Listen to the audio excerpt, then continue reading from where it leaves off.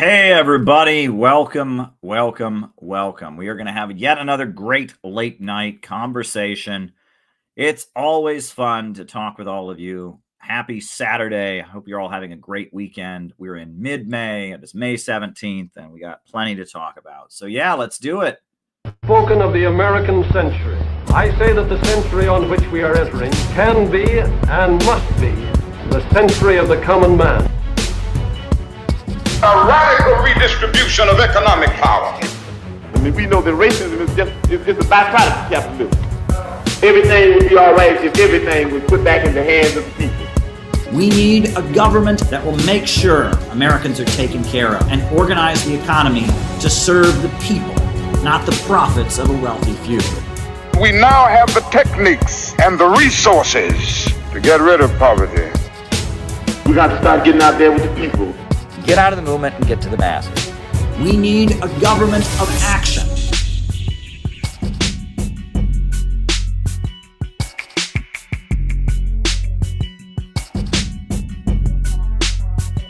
Welcome, everybody. Welcome, welcome, welcome. I am so glad to be here with all of you tonight. We're going to have yet another great late night conversation. And it's going to be awesome. A lot of good things happening in the world, a lot of bad things also, but some good developments. We'll talk about that for sure. The way we do things is I give my opening remarks, which are then followed by a roll call where I call you all out as I see you, names and locations. We find out who's on the other side of the camera. And then from there, I answer your questions for the remainder of the show. Now, if you have a question you would like to send me, you can send questions via Rumble Rants on Rumble, or to Caleb Maupin 22 on Cash App. Those are the two ways that questions can be accepted.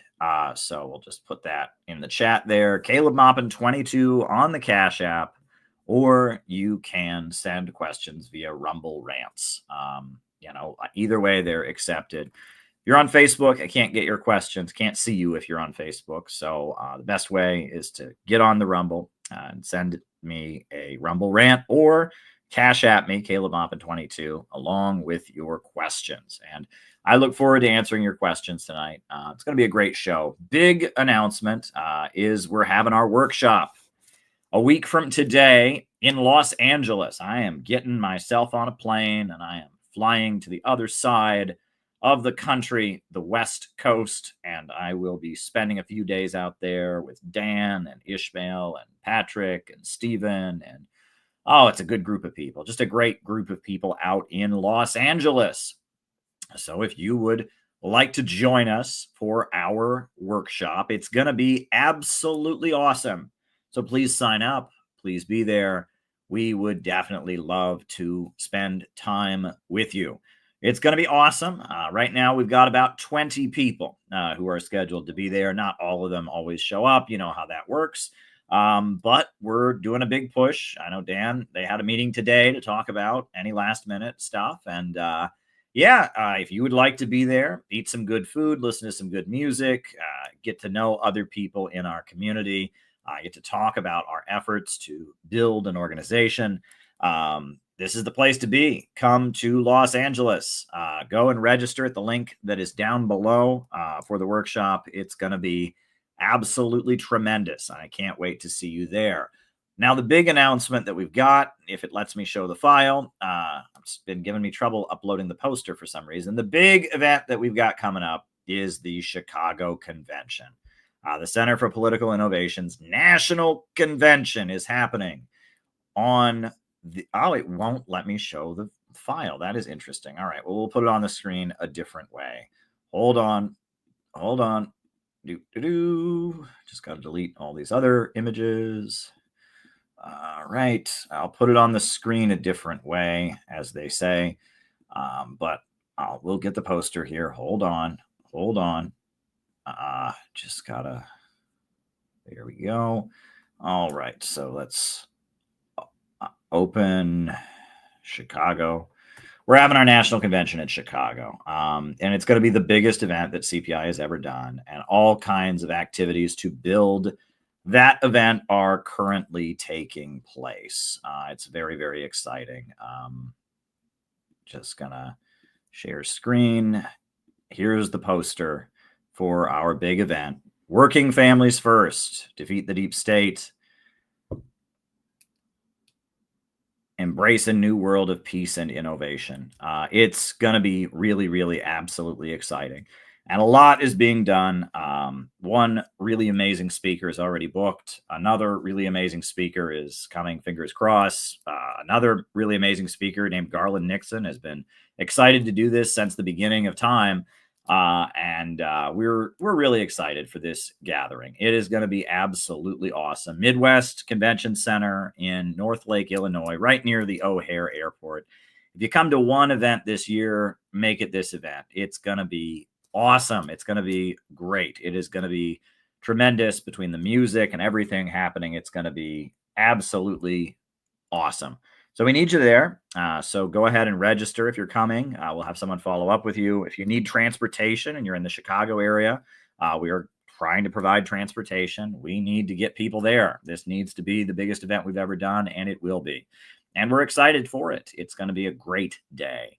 It's going to be an absolutely great day. So I hope to see you there. Now, as I said before, the way we do things on this stream is first I give my opening remarks, and then from there we do the roll call, and then from there I answer your questions for the remainder of the show.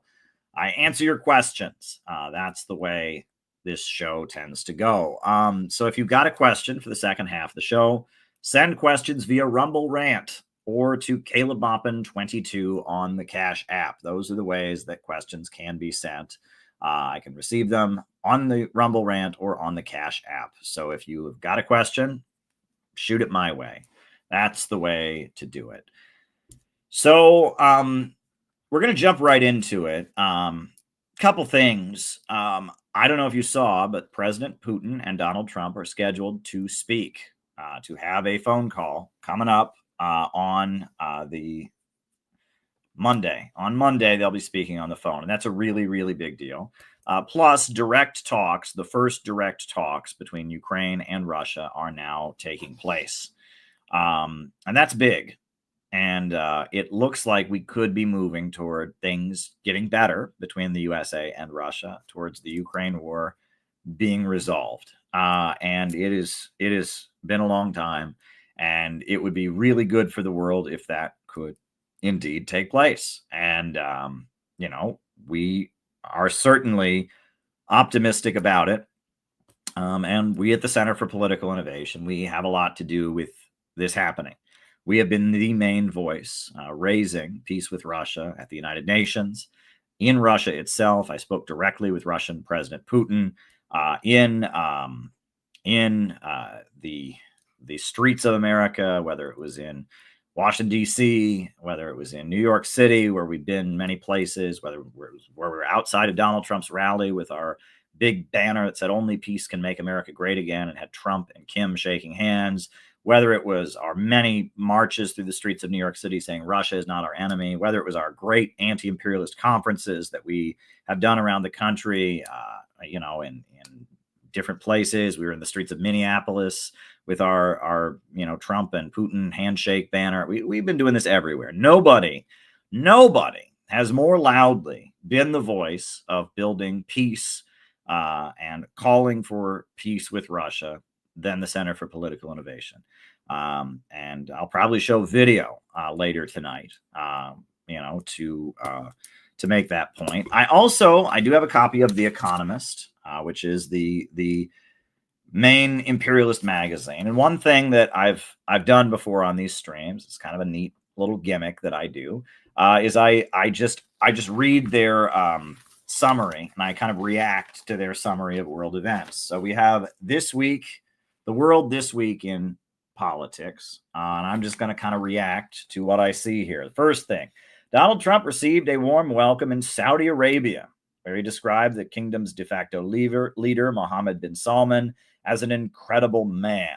In a speech emphasizing his break with American foreign policy orthodoxy, Mr. Trump said, that gleaming marvels of Riyadh and other cities in the Gulf region were not created by nation builders, neocons, or liberal nonprofits, but by Arab regimes that embraced their national traditions and heritage. He also pleased his hosts by announcing that America would lift sanctions on Syria. Trump briefly met with Ahmed al-Sharaa, Syria's president, and urged him to reconcile with Israel. Qatar and the United Arab Emirates were also on Trump's itinerary. Now, there's a lot there. I think the main thing to take away from that is that, this al-Sharaa guy is a terrorist, and he was a member of Al-Qaeda. He danced on 9/11.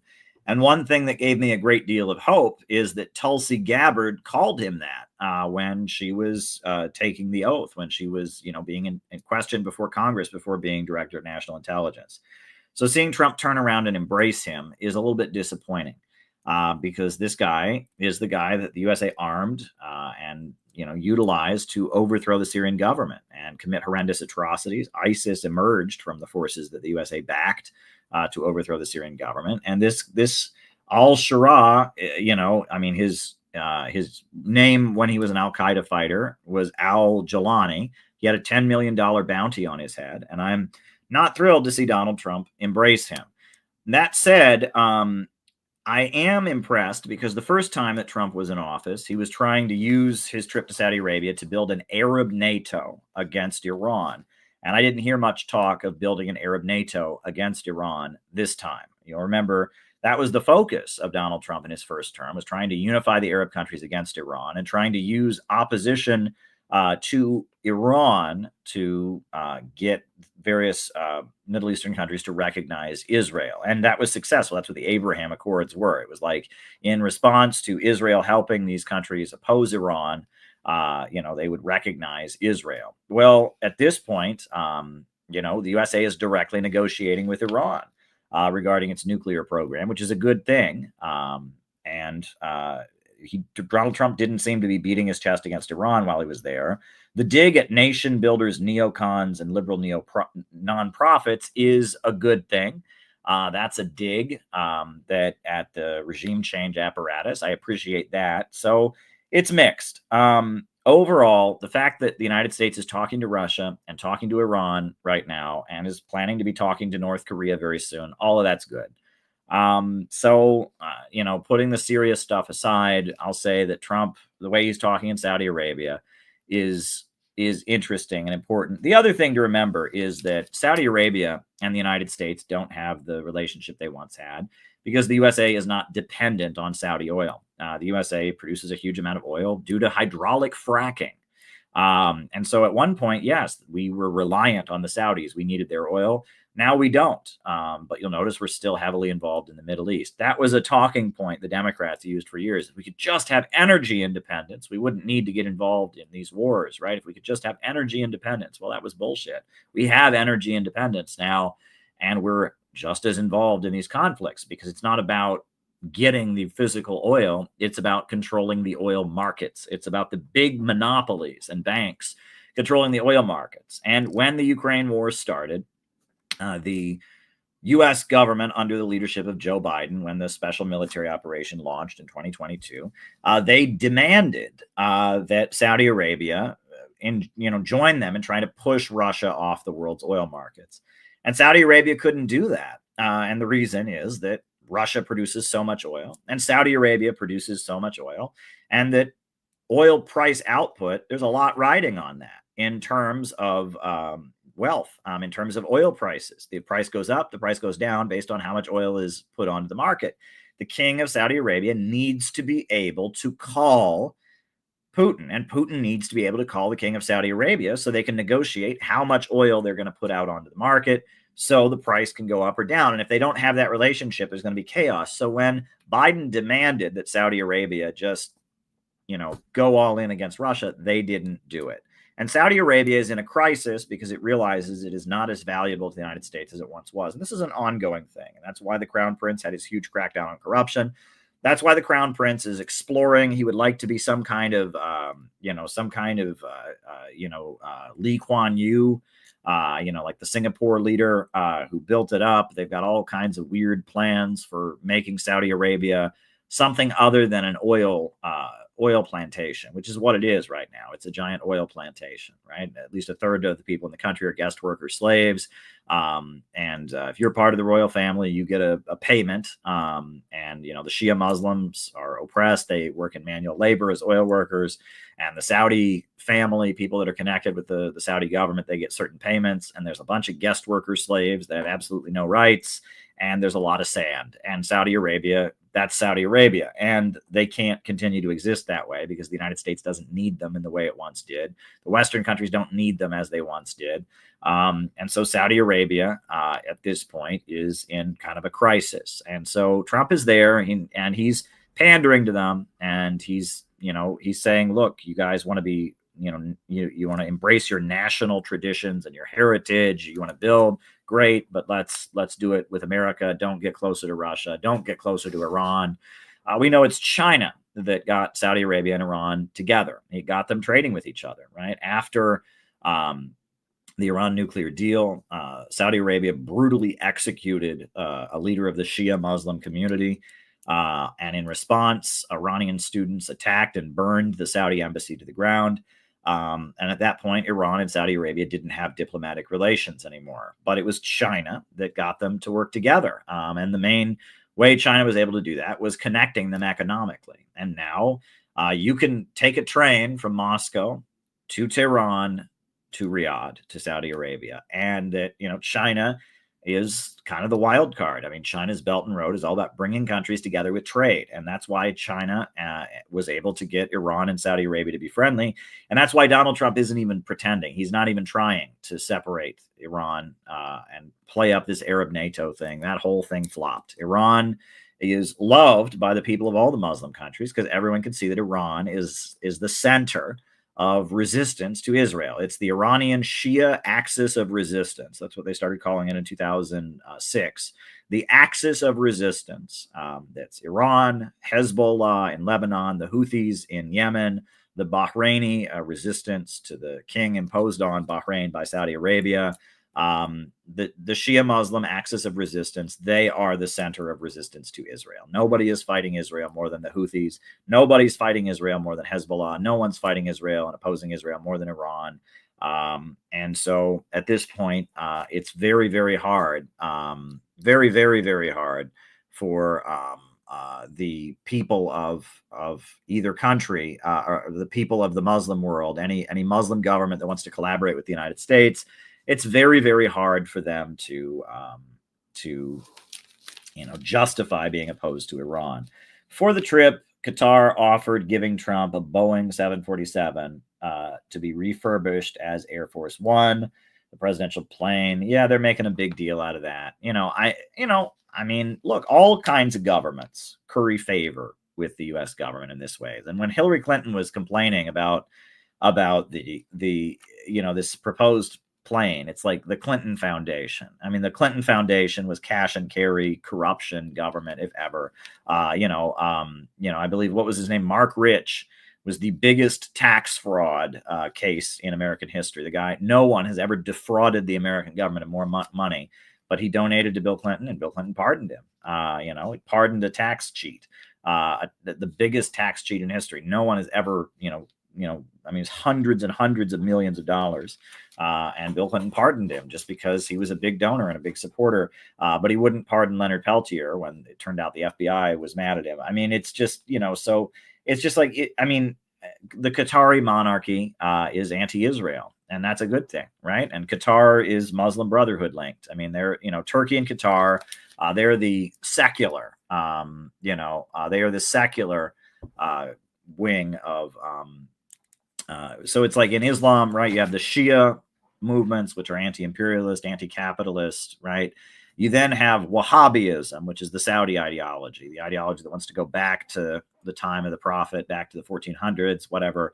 And then you have in Turkey and Qatar, you have the Muslim Brotherhood, the westernized Muslims. And Qatar is westernized Islam. They embrace the free market. They embrace Western technology. They argue that the West is more Muslim in some ways than the Middle East is. They argue that the reason the West has been prosperous is because we live in ways, we have our free market system, and our way of doing things is more in line with the way the Prophet Muhammad wanted. And this is a movement that comes out of Egypt. It's the Muslim Brotherhood. Qatar is one of the main supporters of the Muslim Brotherhood, and so is Turkey. And they're a force throughout the Middle East. So there you go. All right. As Mr. Trump visited the Gulf states, Israel intensified its bombardment of Gaza, killing 80 people. Well, no shocker there. Right? The junta in Mali dissolved all political parties, continuing the crackdown on, this is, again, right? Africa is asserting its independence. The French have been booted out of various countries. Russia and China are developing a stronger relationship, and countries like Mali, countries like Burkina Faso, countries like Gabon. There's an increasing amount of economic independence and support for, independence and rejection of Western domination. So, of course, the USA is demonizing these various governments, right? The front man for the new movement of anti-colonialism and independence in Africa is Ibrahim Traore. Ibrahim Traore is the hero of the African continent right now. He is the superstar of anti-imperialism. And there's a whole wave of African governments that are following his suit, where they're breaking the chains of colonialism. They're asserting economic control. They have a government that's building and constructing. So there we go. Around 100 people died in flooding in the eastern Congo. Well, that's because many African countries just don't have infrastructure, right? The imperialists have been dominating Africa for a long time, and they're really good at getting the oil out of the ground and into the pockets of Western bankers. And they're really good at taking the diamonds from Africa. They're not good at building basic storm levees, so there's not flooding. They're not good at providing education, paving roads, electrifying countries. Big sections of Africa are completely impoverished, as the imperialists have been investing there for a long time. They invest in a monopolistic way. Colombia's president, Gustavo Petro, announced that his country will join the Belt and Road Initiative, a vast network of development projects. The symbolic shift towards China by a traditional ally of the United States will irritate the Trump administration. Colombia was one of the last holdouts in Latin America and the Caribbean against joining the Belt and Road. Well, that's a good development. That's a great development. And again, China bringing the world together with trade. This is the new economy. We got a slideshow coming up later that we'll talk about. Louis Aker decided not to stand for re-election in Bolivia's president in August. Mr. Aker is pulling out in order to not split the left, which is divided in support for him and a faction loyal to Evo Morales, a former president who was embroiled in legal troubles. Well, Evo Morales was an amazing leader, and under Evo Morales' leadership, Evo Morales was a Bolivarian socialist, the first indigenous president Bolivia ever had. They had the highest rate of GDP growth in all of South America, and he was using public control of natural resources and central planning of the economy to just build. And he was basically forced out of office because he wanted to run for re-election. He wanted to lift term limits, and they weren't going to have it. And now he's trying to run again. And so they're accusing him, they're me-tooing him, and they've got somebody he supposedly raped, and they're doing everything they can to keep Evo Morales out of office because he's a real anti-imperialist. Evo Morales is a great anti-imperialist leader who I have nothing but absolute respect and admiration for. The USA basically couped him and forced him out, and now it appears that he is potentially going to be back in office. So we got to keep our eye on Bolivia coming up. After a few breaches at its start, a ceasefire between India and Pakistan in their worst military conflict in 25 years. Yeah, that whole situation is not good at all. A midterm election in the Philippines brought gains for politicians aligned with Ferdinand Marcos Jr. We got all of that. And, Duterte is being persecuted because the USA and the West see him as pro-China, and et cetera. And there's The USA really wants to turn the Philippines into Ukraine. They want to force a military situation where the Philippines is used to attack China, to antagonize China, and most of the Filipino people don't want that, right? Maybe they don't want China to control them. They don't want to be pushed around by China, but at the same time, they don't want to go to war with a huge country. And the USA trying to manipulate the Philippines into a conflict with China, not a good thing. The Kurdistan Workers' Party, which is designated as a terrorist group in Turkey, officially disbanded and decided to end its militant push for a separate Kurdish state. That is very weird. Many people have asked questions about the Kurdistan Workers' Party. The leader of it has been in prison for years in Turkey, and yet he's still leading the group from a Turkish prison. And the group was getting funded by the CIA pretty blatantly during the Syrian war. And, for a while, they were just a Marxist-Leninist communist party. And then when the Turkish government started to have better relations with the Soviet Union, they became Maoist. And then when China started to have better relations with the Turkish government, they became followers of Albania and Enver Hoxha. And then in the 90s, they became anarchists and followers of Murray Bookchin. I don't think that they've ever been any of those things. I think they just are Kurdish nationalists, and that they're anti-capitalist in the way they want, a planned economy for the Kurdish people. But the Kurds, there was a whole lot of romanticizing them by American anarchists and leftists because they were being armed by the CIA, because the New York Times wasn't attacking them. And it was just, I'm not saying that the Kurdistan Workers' Party hasn't done good things, that the Kurds don't have a right to their statehood. I'm not here to debate that issue. But I always asked all these anarchists who supported the Kurds and all that, why is the only government in the world, the only revolutionary movement in the world that you can support, one that happens to be funded and armed by the CIA?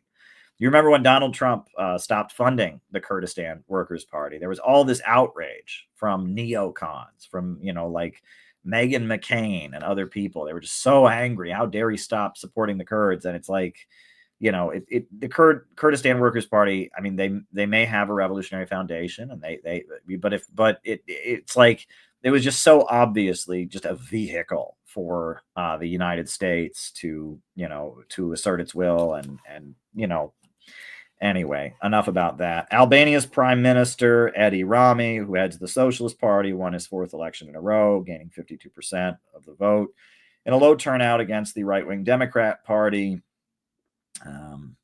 Not much I can say about that. Albania is a very pro-imperialist, anti-Russian, country, so I don't know much more to say about that. Prime Minister Sir Keir Starmer proposed a tougher policy on legal immigration, arguing that the system seems almost designated to permit abuse. Changes to cut immigrant numbers include raising skill requirements, etc. Well, that's interesting. The issue of mass migration, there is a problem. There is a big, big problem with the fact that people are piling into the Western countries. People from the developing world, people from the Middle East and North Africa are piling into Europe. People from South and Central America are piling into the United States.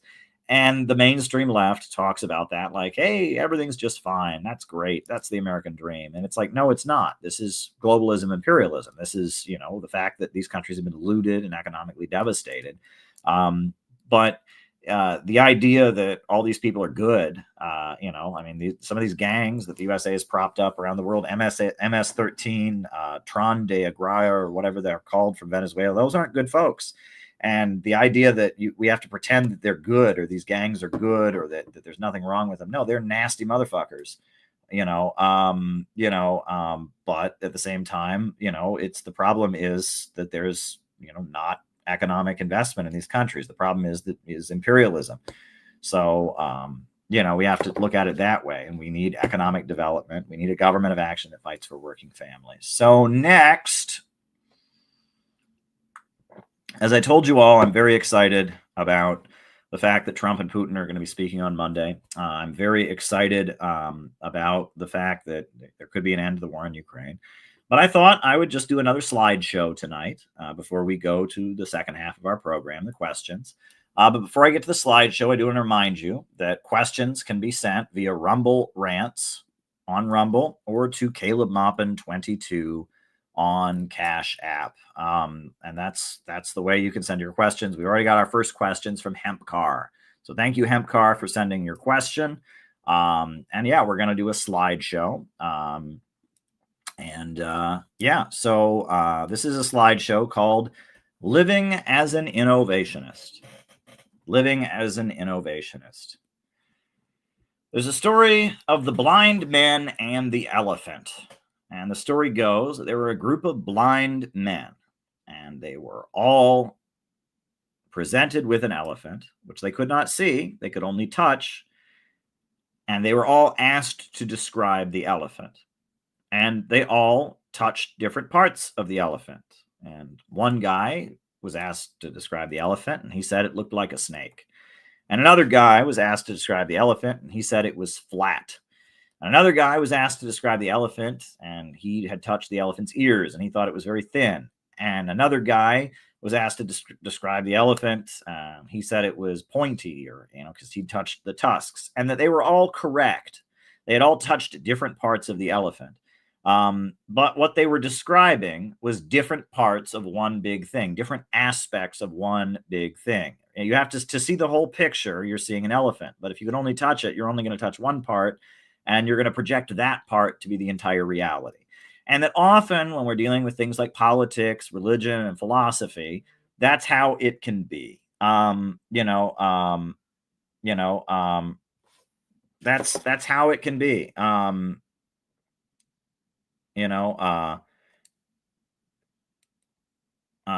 Is that you don't know exactly what everything is, and that there's one side of everything that sometimes people see one aspect of something and they blow it up into something big. And sometimes people see another aspect of something and they blow it up into something big, and they're not lying. They're seeing one aspect of reality, one aspect of the nature of the universe, but they're not seeing the whole picture. And that's often what things can be like. And that I've said many times on these streams that we need to get past judging people by what they call themselves, right? Right now in this world, there are Christians, people who speak in the name of Jesus Christ, that are doing great things. And there are people who speak in the name of Jesus Christ and call themselves Christians that are doing awful things and playing a very negative role. There are people in this world who call themselves Muslims who are doing great things. And there are people in this world who speak in the name of Islam and call themselves Muslims that are doing awful things. There are people who call themselves communists in this world who are doing great things. There are a lot of people, especially in the United States and in the Western countries, who call themselves communists that are doing a lot of bad things, that are not playing a good role. And that if you judge people by what they call themselves, you're missing the picture. And that, increasingly, the Center for Political Innovation, we find that people who don't agree with us ideologically, but share our goals, are much easier to work with than people who say they agree with us. There are a lot of people who say they agree with us, or they say they agree with what we've said over the years or whatever. They're not very helpful in getting things done. Meanwhile, there are great people who don't agree with us, don't agree with our perspective, but they share our goal of peace with Russia, peace with China, building and constructing. Angela McCurdle, libertarian who I really admire, was leader of the Libertarian Party, just a great person. And I really admire her, even though she does not agree with me about economics. She's from a completely different school of thought, libertarianism. But I greatly admire her, and she is happy to work with us at CPI. And, she had us be sponsors of the Rage Against the War Machine rally. I've been on her podcast, and, great things are happening. We have a very vibrant, active relationship with Angela McCurdle. Whereas there are people who call themselves communists, and even people who call themselves the same kind of communists or whatever that we used to be, that do nothing but talk trash about us on the internet. And that you can't judge people by what they say they are. You have to judge people by what they actually do. And that all of these worldviews have truth in them. But none of them really are seeing the whole picture. And none of us really have the whole picture, but we're trying to do our best with what we know. And that's why I'm talking about the elephant. I'm talking about the elephant story because I'm gonna open this presentation tonight about living as an innovationist by basically showing different places where people have described similar things. And the first thing I'm going to start out with is Confucius, right? Confucius is considered the genius of Chinese civilization, right? He is very much the founder of traditional Chinese culture, just a greatly admired and respected figure, one of the most brilliant minds in history, really deeply influential on not just China, but on Korea, on Japan, on many societies in Asia. Just one of the most important thinkers in world history. And there's one quote from him. He says, "The man who says he can and the man who says he can't are both correct." Meaning that, if you have the attitude of you're not going to succeed, you won't. And if you have the attitude that you will succeed, you will. I like that quote, but I'm actually tonight I'm going to use a much more complicated. Sorry, I've got some water here. Just some much more complicated quotation from the great Confucius that I think is a great way to start the presentation. And this is from the Book of Rites that was published in the 1st century BC, and one of the most important books of Confucian teachings, one of the oldest ones. It's published, at least 100 years before Jesus Christ was born. Yan Yan, and it's a reminiscence of the great Confucius. Yan Yan was by his side and said to him, "Master, what are you sighing about?" And Confucius replied, "I never saw the practice of the grand course and the eminent men of the 3 great dynasties, but I have my object in harmony with theirs. When the grand course was pursued, a public and common spirit ruled all under the sky. They chose men of talents, virtue, and ability, and their words were sincere, and they were cultivated with harmony. And thus men did not love their parents only, nor treated as children only their own sons. A competent provision was secured for the aged until their death, and employment for the able-bodied, and the means of growing up for the young. They showed kindness and compassion to widows, orphans, and childless men, and those who were disabled by disease, so that they were all sufficiently maintained. Males had their proper work, and females had their homes. They accumulated articles of value, disliking that they should be thrown away upon the ground, but not wishing to keep them for their own gratification. They labored with their own strength, disliking that their strength should not be exerted, but not exerting it for only their own advantage. In this way, selfish scheming was repressed and found no development. Robbers, filchers, and rebellious traitors did not show themselves, and hence the outer doors remained open and were not shut. And this is the period that we call Great Unity. Now, what in the world does this mean? This is a very odd piece of writing. It's a very, very odd text. What he's saying is, he's sad one day, and one of his followers, Confucius, is asking him, "Why are you sad?" And he says, "I'm sad because I'm never going to see the great course," which is the way he's teaching, urging people to honor their relationships and live in a moral way, etc. I'm never going to see it play out. And the ultimate conclusion of my philosophy and my teaching is going to be a world where people love not only their own parents, but everyone else's parents. And people love not only their own children, but everyone else's children. And that there's enough to secure that old people are taken care of until they die, and every person has a job and is employed. Every able-bodied person is employed, and every child is given education and a means of growing up.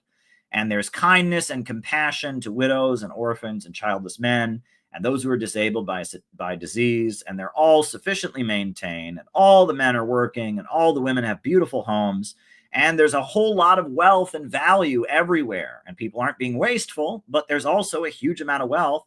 And people are able to just take that great wealth for themselves. And they don't need it for their own gratification. And they work because they want to be productive, and they want to create. They want to work, but not for selfish reasons, because they want to work in order to make the world a better place. And there's no robbers and there's no thieves, and there's enough to go around that everyone's happy. And there's no robbers and there's no thieves. And as a result, when he talks about the outer doors, we don't have to have big walls around our cities anymore. In fact, we don't even need a government of any kind. We can just, people can just do what they want, because there's no robbers, there's no thieves. Everyone has enough. Everyone has what they need to survive. There's no homelessness. Every child is taken care of. Every old person is taken care of. There's fulfilling work for everybody. There's great wealth everywhere. People have become selfless. There's no need to be greedy. What is Confucius describing in this text? Well, if you come at things from a communist perspective, that's communism. And the Chinese Communist Party now points to this to argue that communism is in line with China's great tradition. He's describing a world of vast abundance where no one is without, and as a result, the selfishness and cruelty that comes with scarcity, man's inhumanity to man, fades away. Confucius understood, it seems, that poverty is the basis of inequality and the need for the state and all of that, and that a world could be achieved where there was enough wealth for all, where everyone was taken care of, and there was not crime, and there was not cruelty, and everyone had enough, and everyone lived a fulfilling life. People worked because they enjoyed it. They found fulfillment in their work. They didn't have to work. No one was toiling to survive. And he's arguing that his teachings were intended to bring humanity that way. It was called the Grand Course, the way Confucius urged people to live, filial piety, relationships, loving each other, being frugal, etc. Confucius was hoping that his teachings could eventually set the stage, for building a world of peace and abundance. And that's the idea. And that's Confucius, right? And he says this, it's written in the 1st century BC. He lived much earlier than that. He lived in the 5th century BC, 500 years before Christ. You have Confucius laying out his vision of the great unity, which sounds a lot like communism. Sounds like the higher stage of communism. But it's not just Confucius. 500 years later, there's a guy named Jesus of Nazareth who comes along, and there's a movement called Christianity. And what does the Christian Bible says? Right? This is the book of Revelations. And I looked, and behold, a white cloud. And upon the cloud, one sat unto the Son of Man, having his head a golden crown, and in his hand a sharp sickle. And another angel came out of the temple, crying with a loud voice to him that sat on the cloud, Thrust in thy sickle and reap, for the time is come for thee to reap, for the harvest of the earth is ripe. And he that sat on the cloud thrust his sickle into the earth, and the earth was reaped. And another angel came out of the temple, which is heaven, also having a sharp sickle. And another angel came out of the altar, which had power over fire, and cried with a loud cry to him that had the sickle, saying, Thrust in thy sharp sickle, and gather the clusters of the vine into the earth, for her grapes are truly ripe. And another quote from Revelations. And he showed me a pure river of the water of life, clear as crystal, proceeding out of the throne of God and of the Lamb. And in the midst of the street, and on either side of the river, was there the tree of life, which bare 12 manner of fruits, and yielded her fruits every month. And the leaves of the tree were for the healing of the nations. And there shall be no more curse, but the throne of God and of the Lamb shall be in it, and his servants shall serve him, and they shall see his face, and his name shall be on their foreheads. And also Luke 17, 20, 21, Jesus Christ. And then he was demanded of the Pharisees when the kingdom of God should come. And he answered them and said, The kingdom of God cometh not with observation. Neither shall they say, Lo here, or lo there, for behold, the kingdom of God is within you. He's saying that the idea that you're going to, just sit back and watch the kingdom of God, this heaven on earth, come into existence, the harvest of the earth with a vast abundance, the idea that it's just going to sit back and come, that's not the point, right? You're not going to be able to sit back and say, Lo here and lo there and behold, because it's coming from us. It will be human beings embracing our creative ability, human beings standing up and pushing forward and innovating and creating that will bring about the kingdom of God on earth. It is within us. And the kingdom of God is the reaping of the harvest of the earth. It is vast abundance that is going to be created. Kind of reminds you of Confucius. But then, of course, if you want to take it from the Marxist perspective, this is what Karl Marx explained. Right can never be higher than the economic structure of society and its cultural development conditioned thereby. In a higher phase of communist society, after the enslaving subordination of the individual to the division of labor, and therewith the antithesis between mental and physical labor has vanished. After labor becomes not only a means of life, but life's prime want. Doesn't that sound like Confucius? After labor has become not only a means of life, but life's prime want. After the productive forces have increased with the all-around development of the individual, and the springs of cooperative wealth flow more abundantly, only then can the narrow horizon of bourgeois right be crossed in its entirety, and society inscribe on its banners, from each according to his ability, and to each according to his needs. So what is Karl Marx saying? He's saying that there will come a time where with vast abundance, the springs of cooperative wealth flow more abundantly, that people will not have to work, right? After labor has become not only a means of life, but life's prime want, meaning people won't have to work, but they'll do it because they want to. After the productive forces have increased with the all-around development of the individual, and the springs of cooperative wealth flow more abundantly, the enslaving subordination of the individual to the division of labor, and therewith the antithesis between mental and physical labor, is vanished. Only then can we reach a society where people can just do what they feel like doing, from each according to his ability, and take whatever they need, to each according to his needs. Again, doesn't this sound like Confucius? Doesn't this sound like the Revelation? Doesn't this sound like Jesus? The kingdom of God is within you. Doesn't this sound like Karl Marx? It's all pointing to the same thing. These are all parts of the elephant. And that's what I would like you to understand. These are all parts of the elephant. And that we are trying to build a society where people have what they need, where human creativity and brilliance is unleashed. We are trying to build God's kingdom on earth, the great unity, communism, whatever you want to call it. They're all talking about the same thing. And we're trying to create that. And the basis of that is increasing the wealth of society. It is human beings doing what we do, inventing, creating, expanding our life expectancy, expanding our living conditions. That is the road to this higher world. And you can see this in Confucianism, and you can see this in Christianity, and you can see it in Marxism. And it's just something that we have been innately aware of, is that human beings are builders. And if we continue to build, we can build a society without repression, without want and hunger, and without injustice. That is what human beings are capable of doing if we get our shit together, right? If we start living for the sake of others, if we start following the great course of Confucius, if we have a rationally organized economy where the means of production function for the good of society, not the wealth of private individuals, we rationally plan production. If we organize society in a healthy, rational way, we can unleash human ability and we can get to a society where people have what they need. And again, if you want to call that communism, fine. And if you want to call that Christianity, fine. And if you want to call it Confucianism, fine. We call it innovationism because there's a lot of people speaking in the name of all kinds of ideologies who are really not helping us get there, right? However, we are trying to build a movement that can help get America on the road and get the world on the road to building such a society. And it can be done. But the woke left is not going to get us there. The regular right wing is not going to get us there. We have to do it ourselves. And no, it's not going to be observed, right? Jesus said the kingdom of God is not to be observed. It's not just going to come down from the sky. The kingdom of God is within you. It is on us to build that movement. We have to build it. The idea that it's just going to come, it's just going to naturally, appear, right? It's not how these things work.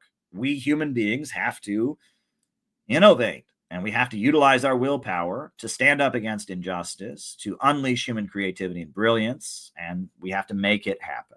So that brings me to what makes humanity unique. Friedrich Engels, he says, the animal merely uses its environment and brings about changes in it simply by its presence. Man, by his changes, makes it serve his ends, masters it. And this is the essential, final distinction between man and other animals. And once again, it is labor that brings out its distinction. Human beings force the environment to serve them. All the other species, they interact with their environment, but we force the environment to serve them. And this is also reflected in Genesis. And God blessed them, and God said unto them, be fruitful, multiply, and replenish the earth, and subdue it, master it. and have dominion over the fish of the sea and the fowl of the air and every living thing that moveth on the earth. And that human beings, we master our environment. We force the environment to serve us, and that we're constantly reinventing the way our environment serves us, right? First, we burned wood, right? The legend, the ancient Greeks, they have the legend of Prometheus. And Prometheus is the guy who brought fire to mankind. He taught human beings to burn wood, right? And that was the birth of human intelligence, when Prometheus stole fire from the gods. At first, we were burning wood. And then we figured out how to burn coal. And then we figured out fossil fuels, natural gas, oil, petroleum. And then we figured out nuclear power. And now we've got nuclear power, and hopefully soon we can have fusion energy. We're constantly moving toward a higher energy source as a species, right? And, just a moment to point out why the environmental movement is toxic. Is they say, oh, we're just going to run out of natural resources. You know what? If we were still burning wood, if we were still at the beginning burning wood, we would have deforested the planet about 5 times over by now, right? And in Haiti, a deeply underdeveloped, impoverished country, they are still burning wood in order to heat their homes. And that's not a good thing. It's a problem. And yeah, they're in the potential of running out of wood. And if humanity was still burning wood to keep warm in the winter and burning wood to power ourselves, and that was our main energy source, we would have deforested the planet. Except we have innovated, and we learned how to burn coal and burn natural gas, and we developed nuclear power and nuclear power. And now China is getting helium-3 from the moon and figuring out and making great breakthroughs in nuclear fusion, cold fusion.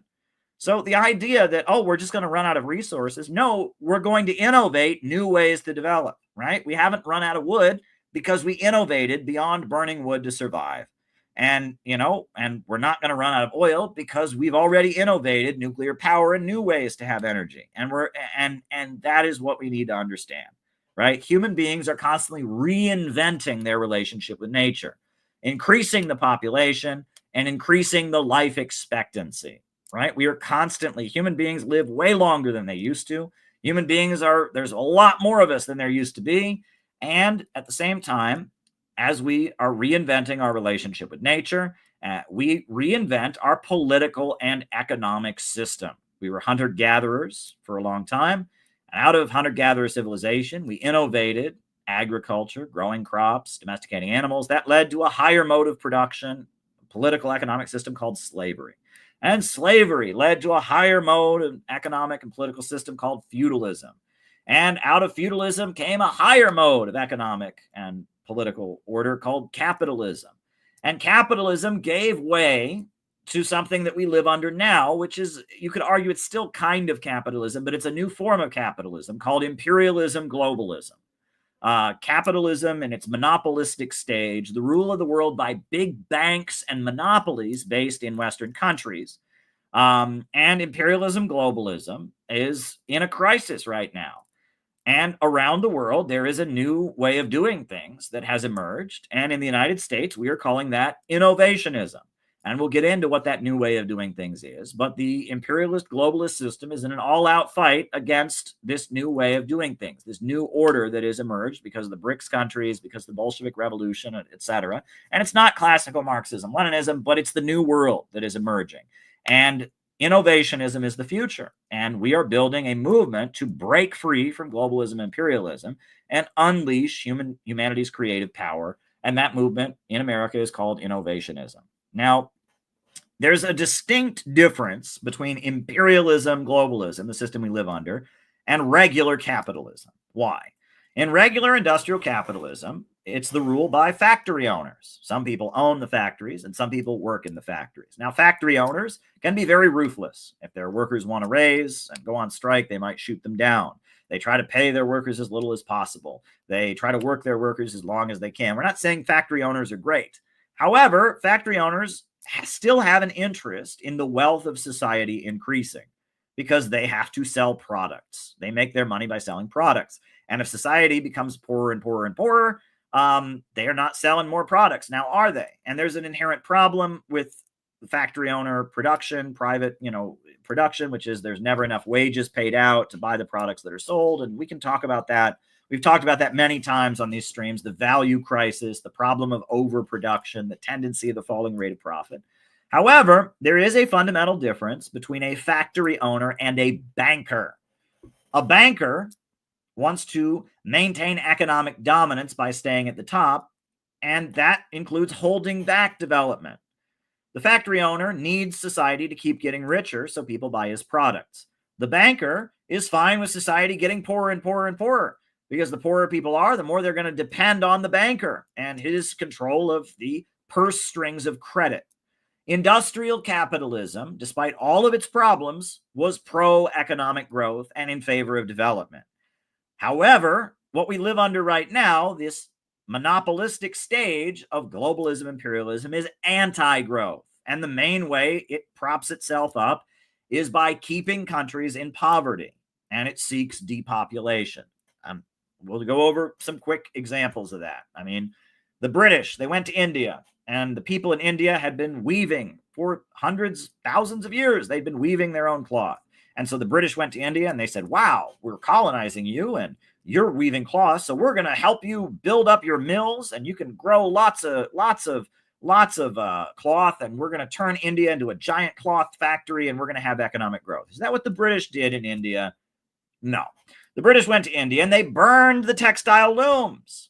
And they forced the people of India to import their cloth from Britain. They underdeveloped India and made it a captive market for their products. And Nigeria is a country on the African continent that right now is the top exporter of oil in Africa. No country in Africa is exporting more oil than Nigeria. So, of course, Nigeria is a super wealthy country. The people in Nigeria live in absolute luxury. They all live in palaces and they're all super rich and they're very prosperous, happy people. Is that the case? No. The people in Nigeria have a low life expectancy, a low rate of literacy. The infant mortality rate is through the roof. The people in Nigeria are living in utter poverty. Why? Well, the oil of Nigeria isn't going back into Nigeria's economy. It's going into the hands of ExxonMobil, BP, Shell, and Chevron. And big sections of Nigeria don't have electricity, and big sections of Nigeria don't have running water. And lots of Nigerians live in extreme poverty, even though their country is super wealthy, because it's under the domination of Wall Street bankers and corporations. Another example, have all these countries that the USA has attacked, have any of them gotten better as a result, right? The USA invaded Afghanistan, overthrew the Taliban, and for 20 years, the USA was occupying Afghanistan. And did Afghanistan become more stable and more prosperous? Did it develop a strong economy? No. Afghanistan continued to be unstable, chaos and death and destruction. The drug cartels set up shop, ISIS, Al-Qaeda. It was a complete mess until finally, after 20 years, the USA walked away, and now the Taliban, the very people they overthrew, are in power. You look at Iraq. Iraq used to be a quite prosperous country. In the 1980s, Iraq had a very high life expectancy. Living standards were rising in Iraq because the Iraqi government had nationalized the oil and was using the oil to provide education, to provide healthcare. The USA put sanctions on Iraq during the 90s to crush their economy. The USA invaded Iraq in 2003, and as a result, Iraq has been blown to bits. Did Iraq get more prosperous? Did it become a wealthy, prosperous society with the Western investment? No, it got poorer. Libya used to have the highest life expectancy on the African continent. It used to be the wealthiest country in Africa. People from all over the African continent were trying to get to Libya to get some of the wealth that was there, because under the leadership of Gaddafi, they had built the world's largest irrigation system. They had wiped out illiteracy. They had electrified the whole country. They had just built Libya up into being a very strong country. And when the Libyan government was overthrown, and when the government of Gaddafi was overthrown, the result has not been Libya becoming a wealthier, more prosperous country.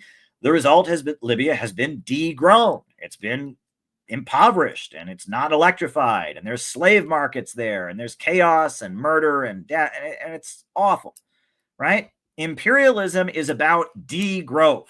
Imperialism is holding countries in poverty so that Wall Street bankers can maintain their dominance.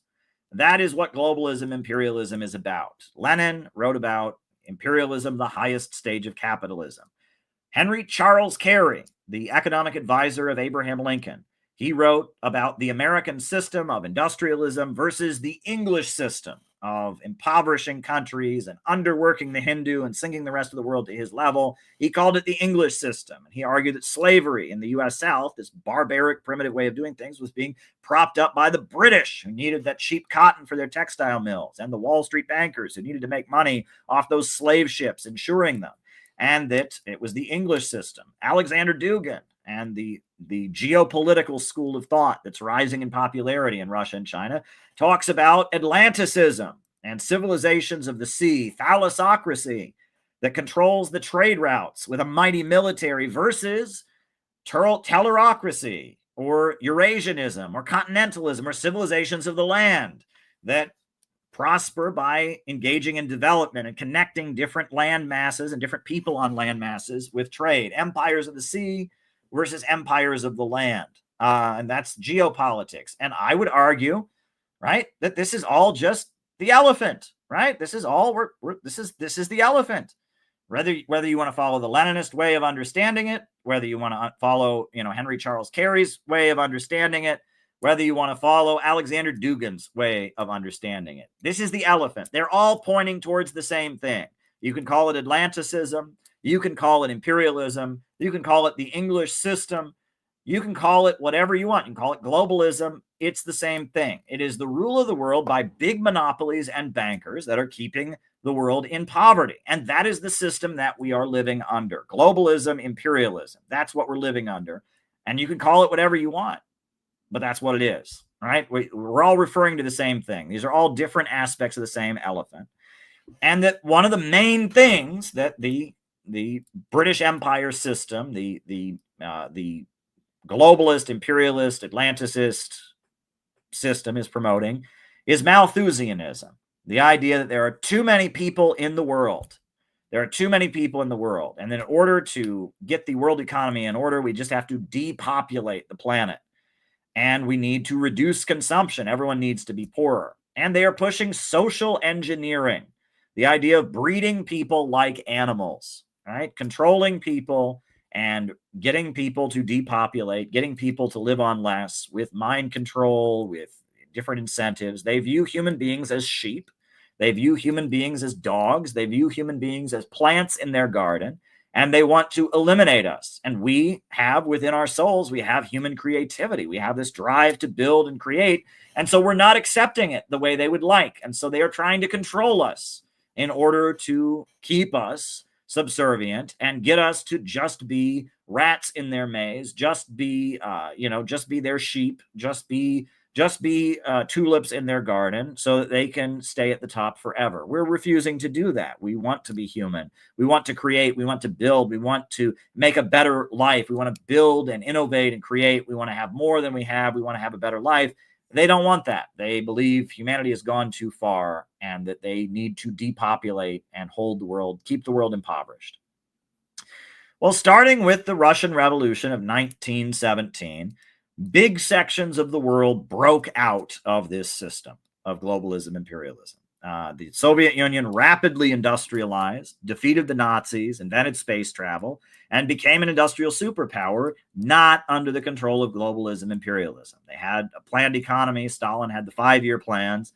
And their ideology was Marxism-Leninism, which was, they were part of the Marxist movement, which had started in Europe, but they were kind of deviants from it in their own way. Leninism was a whole new thing. They were not against regular capitalism. They were against imperialism. They supported oppressed nations. They had this whole theory of the party of new type. Bolshevism was its own thing. And starting with the Bolshevik Revolution of 1917, which was like an Eastern interpretation of the Marxist, the Western working class labor movement ideology of Marxism, you got the first country that broke out of globalism, imperialism. And as globalism, imperialism continued to have a crisis, you had World War II, and in World War II, the Soviet Union kicked ass, and it really proved itself in fighting Hitler and defeating Hitler, liberating liberating Eastern Europe, and it was communists in Yugoslavia and communists in Albania and communists in China who fought against Japan, and communists on the Korean Peninsula and communists in Vietnam and communists everywhere. People aligned with the Soviet Union, inspired by the Soviet Union. They just really did a great job in defeating Hitler. So coming out of World War II, there was a wave of anti-colonial revolutions, and countries that were aligned with the Soviet Union started breaking out of the domination of Western capitalism. And after a while, at first, they were all communists. They were all Marxist-Leninists. But soon that changed. You got Kwame Nkrumah in Ghana, and he was not a Marxist-Leninist. He was what he called an African socialist. And in the Arab world, you got Michel Aflaq and Gamal Abdel Nasser and Arab socialism and Ba'athist Arab socialism. And in Latin America, eventually you got Bolivarianism. And in 1979, you had Shia Islamic revolution, not capitalism, but Islam. And in the 20th century, over the course of the 20th century, from 1917 all the way up until today, really, but, throughout the 20th century, the foundations were laid for a new economy outside of globalism, imperialism, the rule of big bankers of London and Wall Street, a pro-growth economy. The globalists, imperialists are trying to keep countries in poverty and beat down and colonize countries. What you got in all these countries, the reason they broke out of imperialism, globalism, is they wanted to build. And Stalin built some of the biggest power plants in the world, the biggest hydroelectrical facilities. He built, modern universities. He wiped out illiteracy. He electrified the whole country. And Cuba has the greatest medical school in the world.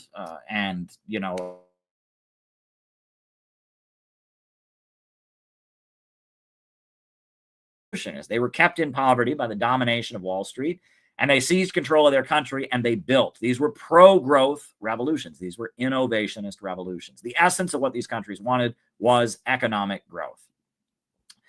Now, the Soviet model, the Soviet system, the way of doing things, that was what was popular during the Cold War. And it's commonly called Stalinism, or sometimes really existing socialism, or real socialism, or Cold War communism. And that's in terms of industrializing countries, it's very, very good at what it does, right? The Soviet Union became a superpower all across Eastern Europe. Countries wiped out illiteracy. Countries paved their roads. They built power plants. They built hospitals. They built up basic industries. USSR became an economic superpower. The founding of China's rebirth. China started on the course. People in China saw a doctor for the first time in their lives because of Mao's Barefoot Doctor program. Illiteracy wiped out. However, once you get over that first hurdle, once the roads are paved, once illiteracy has been wiped out, once the universities have been built, once the country's been electrified, then the rate of growth starts to slow, right? The rate of economic growth starts to slow once the foundations, the industrialization has been achieved. And on top of that, then you start to have a layer of disgruntled, high-achieving people, engineers, scientists, doctors, artists, and professors. And this is how it was in all the communist countries during the Cold War. Once they got over the big hurdle, right? In the 1930s, the Soviet Union was a powerhouse. It was go, go, go. And they built, power plants. They set world records in producing steel, and they were building because they were building their country up from nothing. And then they were invaded by Hitler, and they had a war, and they fought for their lives, and they rebuilt the country again, and it was go, go, go. But after a while, you get into the 1960s, and you got a generation of people that have, they grew up. There's always been electricity. There's always been running water. They don't remember it before. And the way that in this system, the way that people are driven to produce is there's like a spirit of hard work. They had in the Soviet Union, they called it Stakhanovism. After a guy, a coal miner who had dug record numbers of coal, and his name was Stakhanov or something like that. I'm probably butchering that if anyone who speaks Russian is watching, but he dug so much coal, and so Stalin gave him a big medal. And if you worked harder than anyone else in the factory, you got a big cash bonus and you got a big medal. And Stalin came to the factory and shook your hand. And they, if a woman had more than 10 children, she was a mother of the Soviet Union, and they gave her a special medal for having more than 10 children. And if a basket weaver weaved more baskets than anybody else, and you have, it's like in what you call really existing socialism in the Soviet model, the state is a giant corporation, right? It's like 91% state ownership. The state is a giant corporation, and you have a really charismatic CEO at the top who goes around rewarding everybody for working really, really hard, right? And you dig the most, and you build the most if you're a construction worker, and you have a charismatic CEO who's just going around the country rewarding everyone for working really, really hard. And everyone's really inspired because the country used to be dirt poor and suddenly it became industrialized, and they're electrifying places that never got electrified, and they're teaching people to read who've never had the chance to learn to read. And that's the Soviet model is very effective at industrializing countries that have been kept in poverty by globalism, imperialism. Cuba, North Korea, China. I mean, the industrialization is very effective. After that, there starts to be a problem, which is that people are now they take it for granted. They're like, hey, now we've got these things, but we want to have fun. We want to do more things, and especially high achieving people. Doctors, engineers, scientists, artists, professors, they feel very stifled. If you go to Cuba, it's very likely that if you get in a taxi, your taxi driver is a doctor, is a guy who's gone to medical school. Why is a guy who's gone to medical school driving a taxi? Well, Cuba, they have a system set up where anyone who tests in can go to their great medical school, but they don't have room for all of them in the medical field, in the medical system. So, if he's he may not end up actually getting to be a doctor, and he's going to be very frustrated if he went to medical school to be a doctor and he ends up driving a taxi. And there's many examples of problems like that in the socialist system, right? Or a college professor. He's very smart and he has new ideas, but he's just told, you're just going to teach the party line. You're just going to teach what you want, right? And that, or somebody who works in the clothing field and they design a great new dress that women could wear. And the government says, nope, we have planned production here. We only make these kinds of dresses. Your plan is not approved. No. And he's not allowed to go start his own factory and make the kind of dresses that he wants. He can't do that because it's a planned economy, right? And that the Soviet model hits a block. It hits a roadblock once you've laid the foundations. Basically, the Soviet model is not good for things that make life fun. It's good at electricity. It's good at steel. It's good at paving roads. It's good at building hospitals. It's good at building schools. But it's not good at building, designing exciting, fun new forms of clothing that people want to buy. It's not good at children's toys. It's not good at candy and sweets. It's not good it's not good at enabling innovation in areas where you do kind of need people to vote with their dollars, right? You need people to not be under the domination of a state central planner and be able to go out and have their new idea. And you need people to be able to say, well, I want this and buy it, or I don't want this and not buy it, right? That when it comes to things that make life fun, the service sector, hotels, restaurants, certain commodities that are life, for enjoyment, the market is better, really, at producing innovation than the state central plan. That doesn't mean the market should have dominance, right? That doesn't mean that the market should have dominance, but it means that the market can play a role in an overall planned economy. Now, in the Soviet Union and the Eastern Bloc countries, the disgruntled layer of people, the doctors, the engineers, the scientists, they all kind of laid the basis for the protests that eventually brought down these governments. However, in China, starting in 1978, they had the reform and opening up. And in China, they said, poverty is not socialism. To be rich is glorious. And they said that we're going to have an economic system that is focused on creating economic growth. And we're going to use the market to do it. And they still have government-controlled industries. They still have 5-year economic plans. The government controls banking, but they bring in foreign investment. And they bring in foreign corporations, and and the people start their own business. And the government has helped create a gigantic corporation called Huawei that makes the best phones in the world. And the government has helped create the China Railway Corporation, which makes the fastest trains in the world. And that by utilizing the market under the control of a state central plan, under the control of a revolutionary state that oversees and ensures economic growth, China has become the second largest economy in the world, and 800 million people have been lifted out of poverty. They call this system socialism with Chinese characteristics. Now, in Vietnam, they've adopted a similar economic system called the socialism-oriented market economy. And it's very similar. The government has built the infrastructure. The government provides the education. The government has a 5-year economic plan to ensure economic growth. But there's all kinds of private hotels and all kinds of private restaurants and all kinds of people having their own idea. There's a tech sector that's growing in Vietnam. It's very vibrant, and it's been very successful. And they call it Vietnam's economic miracle. In Latin America, you have Bolivarian socialism. In Nicaragua, their socialist government has been very successful with its micro-entrepreneurship program, wiping out illiteracy, electrifying the country, enabling Nicaraguans. Nicaragua produces almost all of its own food now. They have a vibrant farming sector because the government empowers Nicaraguans to start their own business, their own farm, and produce their own food, and they sell it. And Nicaraguans eat their own domestically produced food. They eat very, very well because the government, through its state central plan, has enabled millions of Nicaraguans to become farmers and build and construct. In the Middle East, in Iran, they call it not capitalism, but Islam and resistance economy. That's what they call it there, but it's a very similar economic model. The biggest economic entity in the country is the Islamic Revolutionary Guards. There's a huge market sector, but the market sector is controlled and regulated by the government. This political model of countries breaking out of Western capitalism and building with a planned economy that includes a market.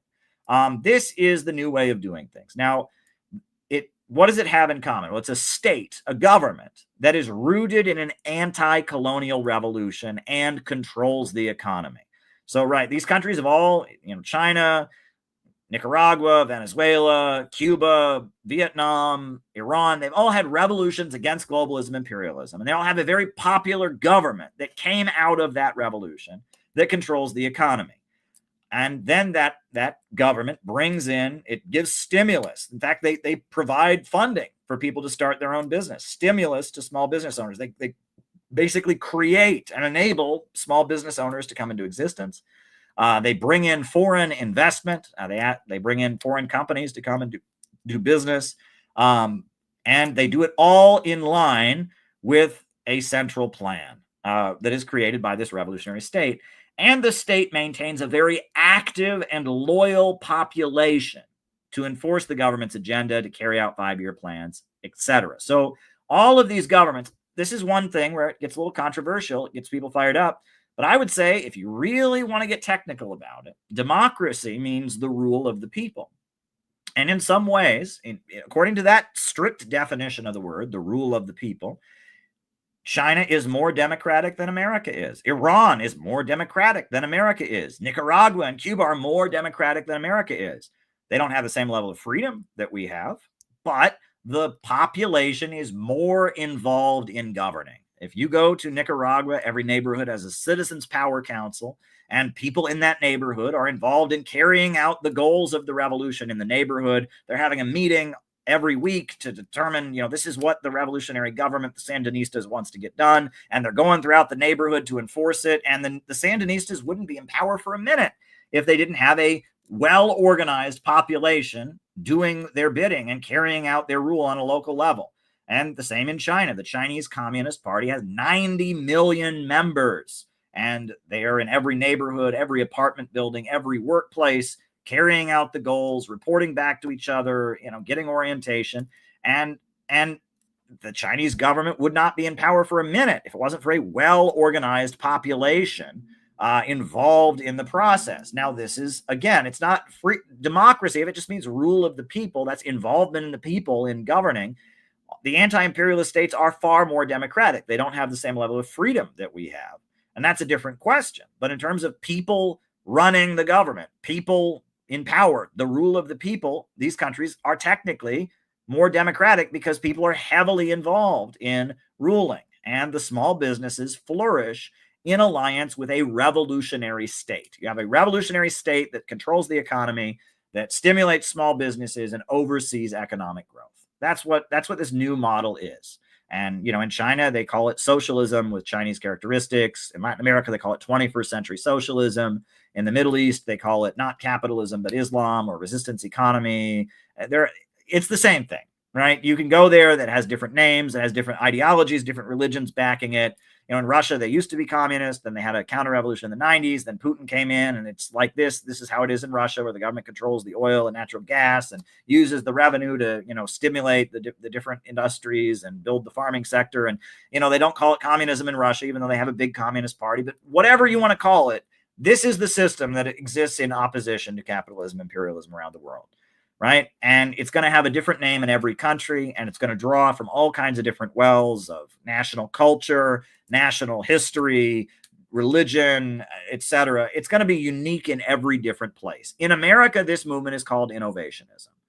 And we are building this movement. We're building something like this, whatever you want to call this. It's different in every country. It's unique to that nation, to that people and their needs, but it is pro-growth. It is pro-humanity, and it is against globalism, imperialism, and it's about having a strong state that emerges out of a struggle against globalism, imperialism, right? And it has a different name everywhere. In America, it's called innovationism. Now, in the Western countries, not just the United States, but Britain, France, Germany, Australia, places like that, there's a big divide in the political apparatus right now. And the division is between the ultra-rich globalists, the World Economic Forum, etc. They want degrowth, depopulation, social engineering. They want a low-wage police state, and they want an all-out war to crush the BRICS countries. You'll own nothing, and you'll be happy about it. You'll eat bugs. You'll live in a pod. Depopulation, etc. Right? They are creating a high-tech dark ages to stay at the top of the world, and they're high-tech dark ages. They need to make us poorer. They need to make us stupider. They need to, reduce our population, reduce our consumption, and they need to mobilize us for an all-out war against the countries that are not under their domination. Whereas the new right, they just want to make money. Donald Trump just wants to make money. And they want deregulation. They want the government to get out of the economy. And they want the free market, and they want to trade with the BRICS countries because they can make money doing so. There's a lot of wealth in China. So if American businesses can go to China and make money, great. If American businesses can go to Russia and make money, great. They're not invested in an all-out war to keep the globalist imperialist system intact. They're just thinking short-term about making money. So they want the deregulation and free markets, and they want to trade with the BRICS countries. Now, neither of those groups have what we need. Obviously, the ultra-rich don't have what we need, but the new right, they don't have what we need either, right? Deregulation isn't going to do it, right? Privatizations isn't going to do it, etc. What we need is a pro-growth, pro-peace, pro-humanity, anti-monopoly coalition. All the forces that want economic growth, that want to break the world out of the domination of globalism, imperialism, need to be brought together. Working people must align with small business owners, lower level capitalists, with the BRICS countries, with pro-peace factions of the military and the policing agencies, all to break the power of the ultra-rich. We don't need a government that just steps out of the economy. That's what libertarians think. We need the government to just step out. They understand that the government is a degrowth mechanism trying to make us poorer in the hands of the ultra-rich. And they think, well, we just need to get the government out of the way. No. We need a government that will kick Wall Street's ass. That's what we need. We need a government that will break the power of the big monopolies by mobilizing a coalition of working people, small business owners, people in the military, people in the policing agencies, everyone who rejects the high-tech dark ages, rejects the low-wage police state, rejects the march toward World War III, an anti-monopoly coalition, a coalition against the big bankers and monopolies that are leading humanity towards a new world war. We need an anti-monopoly coalition. That is what is needed. We need a government of action that will fight for working families. That is the answer to defeat the deep state, to stop the march toward World War III, and stop the emerging low-wage police state. That is what is needed. Now, we are not left, because leftism comes from the French Revolution, and leftism invokes rebellion, resentment, libidinal and Oedipal impulses, rage, and vengeance. Now, leftism, the terms left and right, they come from the French Revolution, right? After the king was overthrown, they created a national assembly, and the people who were more loyal to the king sat on the right, and the people who were really excited about the revolution, they sat on the left. Leftism is kill the king. overthrow the king, cut his head off. Leftism is rage and anger and sexual desires unleashed. It is jealousy, resentment, vengeance. That's leftism. And those are destructive, toxic emotions. You cannot build a movement that's going to make society better by appealing to those emotions. And if you look at the communist governments of the world, they learned that the hard way. The Cultural Revolution in China was all about unleashing those feelings. And the Chinese government now says that was a huge mistake. And Stalin defeated Trotsky. And instead, he built a 5-year economic plan and he mobilized. And, Stalin's Russia was not about getting Russians to be resentful and jealous of each other. It was about building, etc. So, the left aesthetic is not what we are. Leftists say at this point that growth is bad and they promote degrowth. And there's all kinds of books by leftists saying that about degrowth. Degrowth is the main, it is everywhere. If you go to Barnes and Noble and you look for books against capitalism, you're going to find Degrowth, A Future Against Capitalism. You are going to find books promoting degrowth because that's what leftism is all about. Growth is bad. Leftists tend to focus on atomizing society, breaking people down into narrow identities, obsessing with peculiar minorities. Leftism is always looking for a new minority to champion, a racial minority, an ethnic minority, a religious minority, a sexual minority. They're always looking for some obscure group that is a victim of the majority, right? They see the majority as bad, and they want to find some oppressed person that they can champion against the majority. Leftists think that mass movements on behalf of the majority are fascist, right? If you're fighting for the people, the 99% against the 1%, that's fascism, right? Populism is the worst thing leftists have ever heard of, right? Populism, oh my God, you can't have that. No, because we need to find some special minority with which we can say that the majority are bad, with which we can put more restrictions on the majority. That's what leftism is very much about. And leftists then oppose patriotism, traditional families, community identity, anything that brings people together in a common interest they're against. They want to break people down into you're this special kind of LGBT, you're this ethnicity, you're from this oppressed group. They want to atomize people. Now, all of this you could argue is largely contrary to what communism used to be, but that's irrelevant, right? I could go to a church. There are various churches I could go to in New York City, and I could get up and I could say, you are contrary to what Jesus taught. And what good would that do? They've got a church. I'm a guy, and you can go around and say, well, I'm the true communist, or I'm this or that. Well, you can do that all you want, but that doesn't change the nature of reality. It doesn't change the fact that the communist groups largely believe in all this crap. Right? The communist groups, they won't denounce this. They won't fight against it. And for the most part, they all pretty much are like this. They all are opposed to patriotism, opposed to traditional families, opposed to community identity. They think mass movements on behalf of the majority in America are fascist.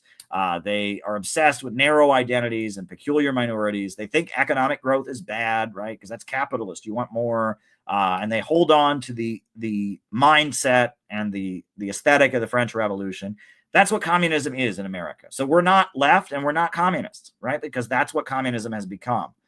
But we're not right-wing either, because the right wing tends to celebrate deregulation and the free market as magically creating growth. This is a big thing. Like the right wing, they really believe all this free market crap, that if we just privatize everything will be fine. I've heard, and the amount of free market crap that has nothing to do with economic reality that I've heard from right-wingers is so sad. Right? There would never be a monopoly, Caleb, if there wasn't for the government. Well, that's funny. That's because why do we have antitrust laws then? Why does the market naturally lead to some winning and some losing? No. There's no such thing as a natural monopoly, right? It's only the government that creates monopolies. There's all kinds of things that libertarians and advocates of free markets will say that are just so contrary to reality. And they all deny that under the state central planning, we saw Russia and China become superpowers. And all of that just doesn't exist as far as they're concerned. No, everywhere communism's ever been tried, it failed. That's not actually true, right? Russia and China became superpowers. Libya had the highest life expectancy in Africa. But no. None of that's true. No. La, can't hear you. And so, and then they just believe, well, real capitalism's never existed. If we just privatize absolutely everything. And I mean, free market insanity is dished out, widely among right wingers, and they are absolutely wrong. The right wing tends to demonize groups like Muslims and immigrants and panders to fear of such groups and scapegoats them for problems that are not created by Muslims and not created by immigrants. They're created by globalism, imperialism. Yes, it's true that there are many immigrants piling into the United States from South and Central America. And yes, it's true. Many of them are in gangs and criminal organizations. Why is that? Is that because, that's because Latino people are all just dirty, criminal, ugly people, and we got to build a wall and keep them out? No, it's because of globalism, imperialism.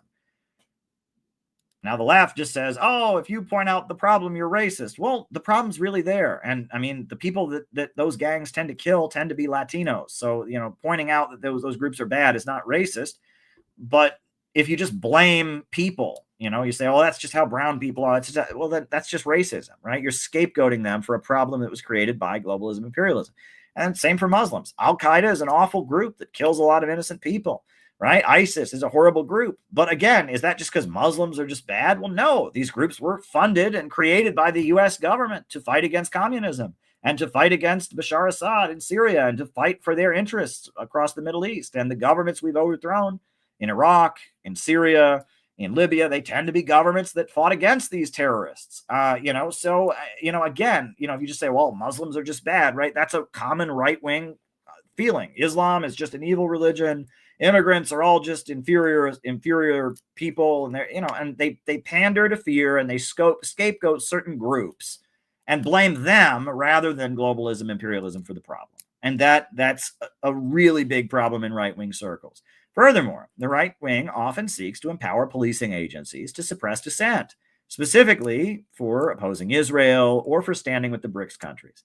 And this is something the right wing is actually getting better about. I was impressed to see Candace Owens and Ann Coulter and other people speak out in support of Mahmoud Khalil and say that, no, you can't deport somebody for being pro-Palestine.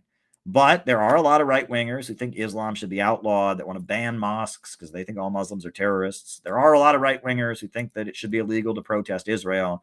There are a lot of right-wingers that want to deport Chinese students because they think they're all spies. Right-wing circles, there's a lot of pro-imperialist ignorance and such, On top of that, the right wing mistakenly tells people that the woke left are communists and equates China, Vietnam, Venezuela with toxic pro-globalist left. I do not know how this works. It drives me up the wall. But you look at China, you look at North Korea, you look at Vietnam, and you look at the George Soros fan club, you look at the transgender rally on your campus. Apples and oranges, blue and red, night and day, white, and they're not the same thing at all. You look at like the people in North Korea marching in perfect unison, waving the flag of their country, physically fit. You look at the Chinese Communist Party, and then you look at people with 5 nose rings, screaming about you're transphobic, I'm triggered. It's not the same thing. It's not. It's got absolutely nothing to do. One has absolutely nothing to do with the other. And George Soros, who's the funder of so much of the woke left, he overthrew communist governments in Eastern Europe for the CIA. That was his whole thing.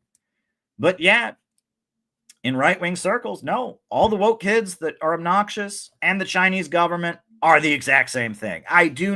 They're not the same. They don't believe the same things. The Chinese government's pro-growth. Woke kids are anti-growth. Chinese government's pro-family. Woke kids are anti-family. Chinese government promotes patriotism and loyalty to your homeland. Woke kids hate their country and burn flags and take a poop on the street. They're not the same thing. They're not the same thing. And it's beyond me. And this is so right-wing circles. We're not right-wing, and right-wing groups in America, conservatainment, whatever you want to call it, tends to be pro-Israel, demonize immigrants, demonize Muslims, promote insane free market policies, argue that somehow woke insanity is communism, is the same as anti-imperialist governments. So we're not right-wing either, right? The only answer is building a movement. Let me repeat that. The only answer is building a movement. I'm sorry. I'm really glad you're all watching. I really appreciate you all watching. But listening to me is not going to save you. And, a YouTube channel and a podcast is not going to save you, right? We need to build a movement. That is the only thing that we can do. We've got to build a community of people dedicated to building the anti-monopoly coalition, toward building a government of action. That we've got to build a real movement of real people who can work together and get real shit done. That's the only option. We've got to build a real movement to get real shit done. And a real movement involves teaching and teaching and teaching. And there's a lot of non-teaching going on, right? And I've got to tell you, if nobody is learning, if you're not learning, it's not helping you, right? If social media is just helping you feel more justified in your anger, if it's just making you laugh, if it's just, making you hate somebody you already hate, or making you feel more fired up about what you already think, if it's just pandering to how you already feel, it's not helping you. Organizing is about teaching.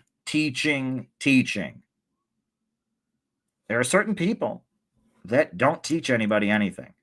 They just love to pander. And I mean, there's a huge amount of people. I mean, most of social media is nothing but pandering. Most YouTube channels, most podcasts, they don't teach anybody anything. They just pander. They just pander to what people already think. Oh, you already think this. Well, you must like this. Oh, you already think that. And that's not helping. It's all about teaching. On top of that, it's about standing with those who are under attack. The Uhuru movement, right? They had their homes raided by the FBI. And it was necessary. Everybody should have stood with them. And we are proud of all the hard work we did as an organization to stand with the Uhuru movement. And they were facing criminal charges. We were at their court dates. We raised their case at the UN. We raised their case in Russia. They were trying to throw them in prison for speaking up against war. And we stood with the Uhuru movement, because you have to stand with people who are under attack. And Scott Ritter, they raided Scott Ritter's home. The FBI raided his home just because he's an anti-imperialist. Well, we stood with Scott Ritter, right? And whenever they start trying to make it illegal to stand against globalism, imperialism, we have to loudly stand with whoever they target and not ask questions and not quibble about, oh, do they agree with us on this? Or did they say this about? No, you stand with people that are under attack, right? And it doesn't matter if you're trying to outdo them on social media. Doesn't matter if somebody said this about them or that about the, it doesn't matter. None of that matters. If they come for them, they come for all of us. An injury to one is an injury to all. You must stand with those who are under attack. Next, visibly raising anti-globalist, anti-imperialist message everywhere. Everywhere. You must raise the anti-globalist, anti-imperialist message everywhere. As loudly as you possibly can. Raise it everywhere.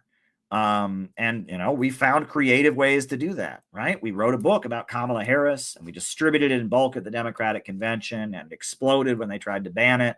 What else did we do? We unfurled a banner that said, "Only peace can make America great again," in the streets outside of Trump's inauguration, outside his rally in Madison Square Garden. Again, that was an intervention. Find a way to raise this message and reach people, and distribute pamphlets, distribute books, reach people, right? And we've got to then build community structures centered around innovationism. Our goal, right? We're focused on building for July, right? Building for the convention. Our goal after July is we need a building. We need buildings so that we can start organizing in neighborhoods, right? We need to have buildings, right? Right now we're on the internet and various people. We need a building. We need to have a center, innovation halls around the country where we are doing projects in neighborhoods. That's what we're trying to do. No, going someplace and going to a church that's doing nice things and taking a selfie of yourself, that doesn't count as organizing in communities. And no, showing up one day and giving people a bunch of free stuff and then taking a selfie of yourself and saying, look, we do work in the community. That's not doing things. In order to really do community work, You have to have the infrastructure to do it. You have to have a building. You have to have a network of volunteers. You have to have an organization to carry it out. A lot of people I've been hearing for the longest time, why don't we do something like Fred Hampton's free breakfast program? I've heard that a lot. And the problem is that in order to do it, you have to build an organization to carry it out, right? If you just go to some other group that's doing it and help them do it, that doesn't really build anything. It just helps whatever group that is that's doing it. And if you just do it one time and take a picture of yourself, that accomplishes nothing. It's about having it's about having a building, a space that is reliable. It's about carrying it out on a regular basis. You have to build a machine to carry these things out, right? And, don't be fooled by certain people that are playing this game, right? And they go to somebody else's charity work and take a selfie. Look at me. They're not doing Fred Hampton's breakfast program. It has nothing to do with that. And don't be fooled by people that show up one time and do a staged social media performance of themselves handing shit out. They're not doing Fred Hampton's free breakfast program. They're building a social media brand to make money, and it's disgusting. Fred Hampton building the free breakfast program was about being in the neighborhood, having a consistent way to get the food, having the food program every day, having a whole network of volunteers who would keep it going and feed those kids every day, doing the outreach so kids in the neighborhood were coming to get the free breakfast program. You had to have an organization to do what Fred Hampton did. Now, I'm not saying that that's what we should do, but before you can do anything, you have to have a building, right? And the Uhuru movement, they do all kinds of amazing things. And the reason they can do it is because they have a building. And they have a building in Florida, St. Petersburg, Florida, and they have a building in St. Louis, Missouri. And they are an amazing group because they have a building. And I look at, other groups around the country, right, that have buildings. And I see how they're a 24/7 operation. There's a church out in Los Angeles I really look up to. And this church, it's not a Sunday morning thing. It's a 24/7. I went and visited that church. I said, this church is a beehive. This church is a beehive.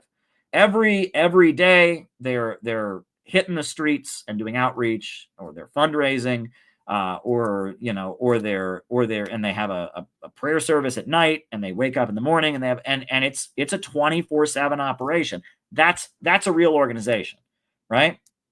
That's a real organization. And if you're gonna build a real organization, you have to have a building, and you have to move into neighborhoods. You have to build structure to have real organizations. Real organizations don't come into existence by just taking pictures of yourself or just doing something one time and getting on social media. Building a real organization is not going to make you internet famous. And that is not the goal. The goal is to build a movement for a government of action that fights for working families. That's the goal. Right. And, it means that our social media is going to get smaller probably in the short term. It means that other people are going to get all the glamour and get famous on the internet. The goal is not to be famous on the internet. The goal is not to be loved and celebrated by this system. The goal is to build a network of people to get stuff done. The goal is to have the ark finished so that when the flood comes, you can be dry and not drown. That's the goal. We must build the ark before the flood and the storm comes, right? That's what we need to do. We are Noah, and we are trying to build the ark before the flood comes. We're not trying to be famous on the internet. We're not trying to be popular. We're not trying to make ourselves feel good. We're not trying to take on the most communist identity or whatever. We're trying to build the ark before the flood comes. And the flood is getting closer every day. The flood is coming. And I hate to be pessimistic. I'm optimistic because I believe we're going to do it, and we're winning, and we're getting a huge amount done. And I'm really impressed with all that we've done. But I have to also say the flood is coming.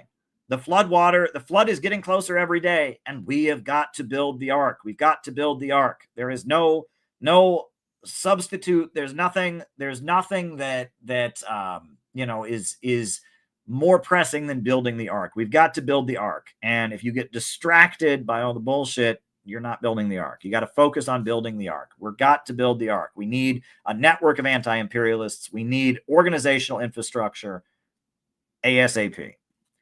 Now, how do you stay on the revolutionary road? How do you stay on the revolutionary road? It's not easy. And people come and go. People come and go. right? And that's something I've just learned to deal with, right? You can't save every soul. You can't make everybody do everything. Well, the important thing to remember is that most people are living biologically. Now, what does that mean? It means that they are alive. A plant is alive. A bird is alive. A rat is alive. An ant is alive. They are technically alive. But they are not alive in the human sense. They are only alive in the biological sense. And that is the reality. There are all kinds of people, forces, most of humanity is only living biologically. They're going upon a preordained path. They're not exercising agency. They're not asking questions about why am I here, etc. They're just going along with things. They're living biologically. Our job is to awaken people and get them to not be only living biologically. Our job is to awaken people and get them involved in building a movement and get them involved in imposing imperialism and get them to understand the crisis their country is in and try to change the world around them and exercise agency. And it's much easier to live biologically, but you're not going to be happy because most people are not happy. Look at the suicide rate. Look at the drug addiction rate. Look at our society. People are not happy. People are not happy because our rulers are putting out a pessimistic message, because our rulers are saying that you're a cancer on the planet. Our rulers want you to fade away into nothing, right? And most people are not happy. And in order to find any level of happiness, you have to start to assert your humanity. You have to awaken and not be asleep and not be living biologically. You have to say, I'm going to get involved in the future. I'm going to fight for a better world.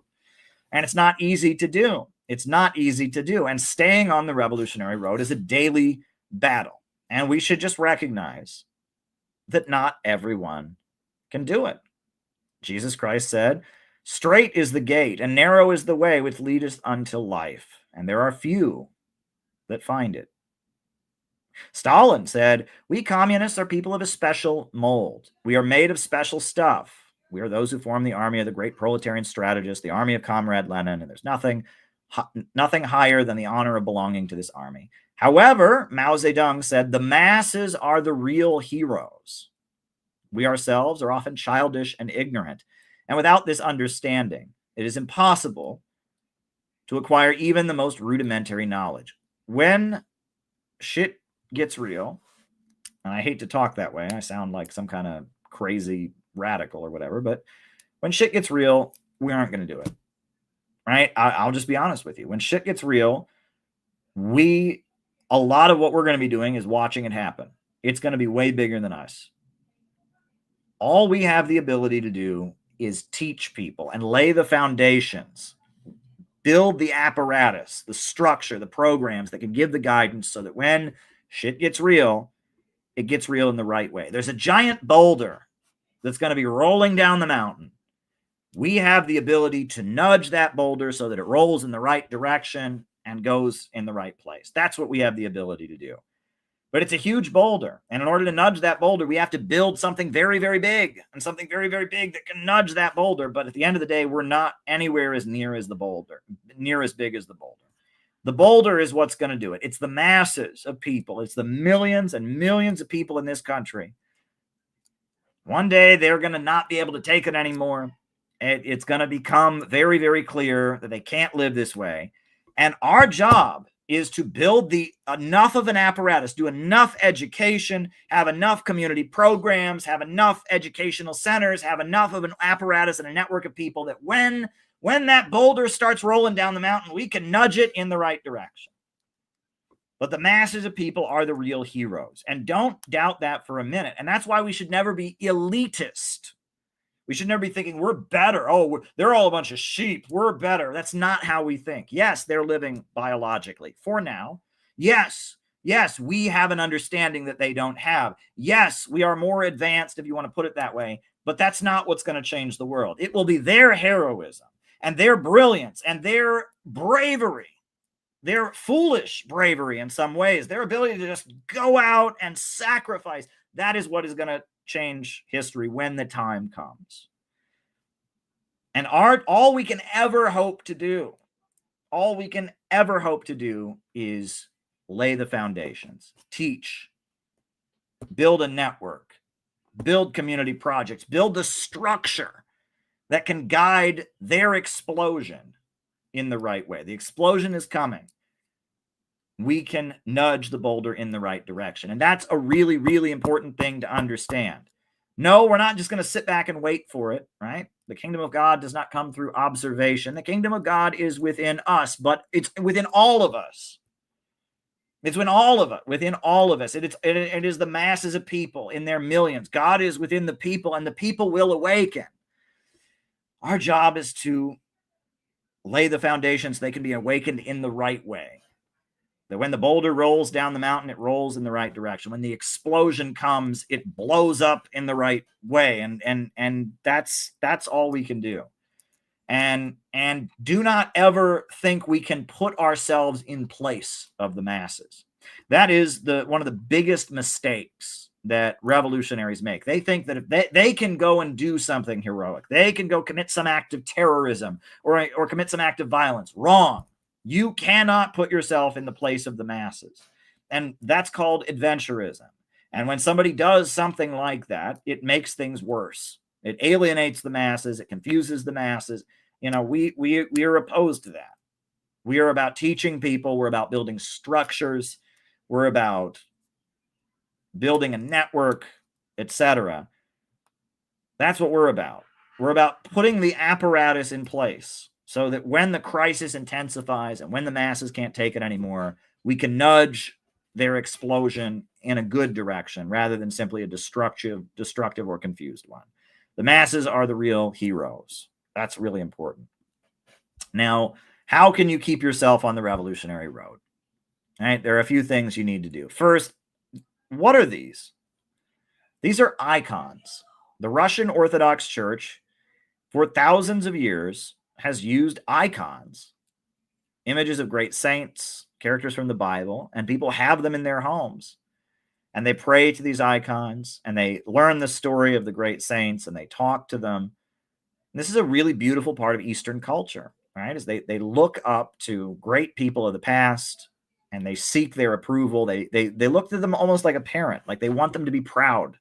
They want to please that person. They want that great saint to be looking down on them in heaven and be thinking right about them. All of us, we're all children at one time, and the deepest need that a child has is the love of their parent. And that's a vulnerability that all of us have, right? We all want a parent's approval, a parent's affection, a parent's love. It's you could say it's a weakness, but it can be a strength too. We all have a voice in our head, a conscience that is telling us when we're doing right, when we're doing wrong. Like Freud called it a super ego. But that's a good thing, not a bad thing. And if you're going to stay on the revolutionary road, you need to cultivate your conscience. You need to cultivate your super ego. You need to cultivate the part of you that is a child that wants to please their mom and dad and have their mom and dad be proud of them. That's what you want to do. And for thousands of years, people in the East have used icons to do that. In Russia, they use these Russian Orthodox icons. In Eastern countries, they practice ancestor worship, right? And that's one way of doing it. And they draw strength from their relationship with an icon. So now you see this picture. This is a Russian Orthodox parade in Russia. I'm going to show you another picture. Do you think this is a coincidence? Do you think it's a coincidence that communist governments that proliferated in Russia and China, having a big picture of the leader became a big thing? Of course it's not a coincidence, right? This was icons, right? This picture from China, I'm all marching with all these pictures of Mao, just like these pictures here. It's the same psychological concept, right? And if you go to China today, cab drivers all have big pictures of Mao in their window, right? In Russia and even here in New York, if I take an Uber, sometimes my Uber driver is an Russian Orthodox guy and he has a bunch of icons on his door. Well, if you go to China, they've got this. It's the same kind of psychological thing, right? Is you're cultivating your super ego. You're cultivating your super ego. You want to be loved. You want to be approved of. You're thinking, what would this great saint or this great leader, what would they think of what I'm doing? How would they approve of what I'm doing? That's basically, you're cultivating your super ego, right? So that's one thing you can do. Another thing is classical music, right? And people sometimes don't agree with me, and that's fine. No one's required to agree with me. But modern music, rock, country music, jazz, R&B, is very emotional. And it's very sexual. It's very angry. It's very heart-wrenching. It's very sentimental. It's very emotional. And that it is very difficult to focus when you're feeling super sexual or super fired up or super angry or super sad or, However, classical music often is more rational. If you listen to a lot of the Bach stuff, right, it's very mathematical. It's manipulating patterns. It's rooted in patterns and changing patterns, etc. And it's more rational. It has a more intellectual appeal rather than an emotional appeal. So if you start your day every day with classical music, you end your day every day with classical music, you can keep a much clearer head. I have been doing this for 8 years now. I've been doing this, and it has done wonders for my ability to get shit done and focus, right? Bach, Mozart, Beethoven, Haydn, Handel. Start your day with some classical music, and it will make a difference. It will make a difference. Now, the next thing to do is find certain phrases or words that you can memorize. If you're a Christian, find words from the Bible. If you're a Muslim, find words from the Quran. If you're really into communism, find words from Lenin or Stalin. But find words that mean something to you and memorize them and recite them to yourself. And have those words when you're stressed out, when you're worried, have those words be something you can go back to. Say those words so many times that the words just come out. You don't even have to think about them. One time I was on the train, and there was a woman on the train, and she had this counter, and it was like a click, right? And she told me that what she was doing is she was reciting a prayer to herself, and she was trying to do it so like 100 times in a day. That's a great thing to do, right? Find a phrase that is meaningful to you, that gives you power, and try to say it to yourself 200 times in a day, and count. Have a little counter and try to count and just say it to yourself, and just say it to yourself until the words are just part of you, until you can just rattle them off.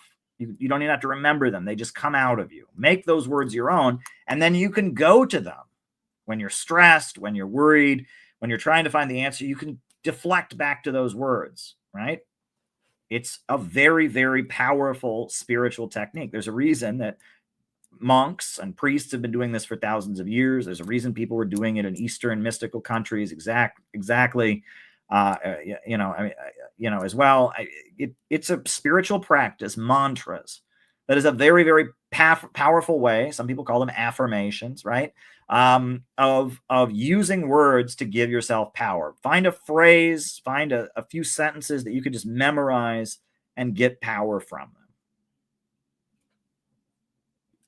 Next, Next, consistency. Now, I've got a list here, right, in front of me. I've got a list of things to do, and I'm scratching them off. Today, I emailed somebody I was supposed to email. I messaged somebody I was supposed to message. I talked to Noah earlier on the phone, and so I crossed it off, and I crossed it off, and I crossed it off. And I'm supposed to send somebody some books. I'm having lunch with somebody tomorrow after church, and I'm working on making a banner about something, and I'm working on an email that needs to be sent out. And I make a list. And I find it very satisfying when I cross things off my list. And it's really important. If you say you're going to do something and you do it, that is exercising agency. You're no longer living biologically. You said you're going to do something and you did it. You didn't just go along with the flow. You didn't just do whatever. I went this way, I went that way. No, you said, I am going to do this. I am going to start exercising. And then you go and you start exercising. That's called power. And you feel strength when you do that. When you make yourself do something, even something simple, right? If you say, I am going to make my bed in the morning after I get up, and you actually do it, that gives you power. And every time you say you're going to do something and you do it, you get more powerful and you assert your agency more. And every time you say you're going to do something, but then, you get distracted or you focus on something else, then you lose your power, right? When you make a promise to yourself or to your friends and you do it and you fulfill it, that is a way to gain power, right? And that learn to sacrifice, right? To give to a cause you believe in. Give your money, give your time, give gifts. Learn to make promises to yourself and fulfill them. Learn to make lists that you do and you cross off everything on the list. All of that is empowering. If you can give, if there's some cause you really believe in, and you give to that cause, and it actually deprives you in a way. You think, wow, that's more money than I intended to give, but I gave to that cause. You will feel good about yourself. You'll feel powerful because you exerted force. You exerted willpower towards something you believe in, right? If you promise to your friends, I am going to do this thing, and then you go and do it, that's exerting willpower. If you make a list of things to do in the morning and you scratch off all those things on that list, you feel more powerful, right? That is not living biologically. That's taking the bull by the horns. That's asserting your humanity. It's a good thing to do, right? It's part of living as an innovationist. So be consistent. Take control of your life. Not for everyone else. For your friends, it's important. People want to be friends with somebody who's consistent, reliable, who thinks about them, is concerned about them, who keeps their word, but also do it for yourself. Do it for yourself. Stay engaged. This is the most important thing. Stay engaged. Stay engaged. When you're not feeling well, when you're feeling hopeless, when you're feeling pessimistic, it is your instinct to isolate. You think, I can't talk to anybody now. I got to be all by myself. And then it gets worse. If you're fighting with somebody who's a friend, who is part of your community, and you're feeling angry with them and you isolate from them, it gets worse. And the resentment gets worse. And the gap between you gets worse. You've got to stay engaged, right? You've got to stay engaged, right? If you're doubting, if you're worrying, that's when you need to get engaged. When you feel like not getting engaged, when you feel like not getting involved in activism, when you feel like not calling your comrades, when you feel like what's the point and it's hopeless, that's when you need to get engaged. You need to go against that drive. There is a drive in all of us. We all sometimes feel hopeless. We all sometimes feel like we can't do anything. We all feel like it's not going our way. And that is when you need to get more involved. You need to fight back against that impulse. You've got to stay engaged. When everything's going great, that might be a good time to take a break.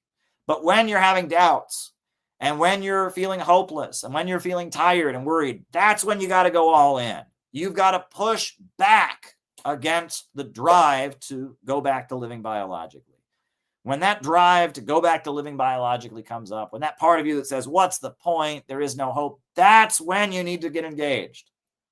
That's the opposite of the way you're feeling. You shouldn't get engaged when you feel like it. When you feel like it, it's easy to get engaged. You don't have to, it doesn't require any effort. You should get engaged when you don't feel like it, right? You have to push back. It's a daily battle to not go back to living biologically, to not be pessimistic, to not be hopeless, to actually take the bull by the horns and try to change the world. And you have to fight the battle. And it's not easy. It's not easy to fight the battle. It's hard. But if you don't stay engaged, if you isolate, if you cut yourself off from it when it's hard, it's only going to get harder. I mean, I talked about people, that when they were in college, they missed class, right? They skipped class, right? They slept in, they missed class. Well, when they miss one class, they're a little bit nervous to go to the next class. And then if you miss two classes, it's even more nervous to go. That's what it's like.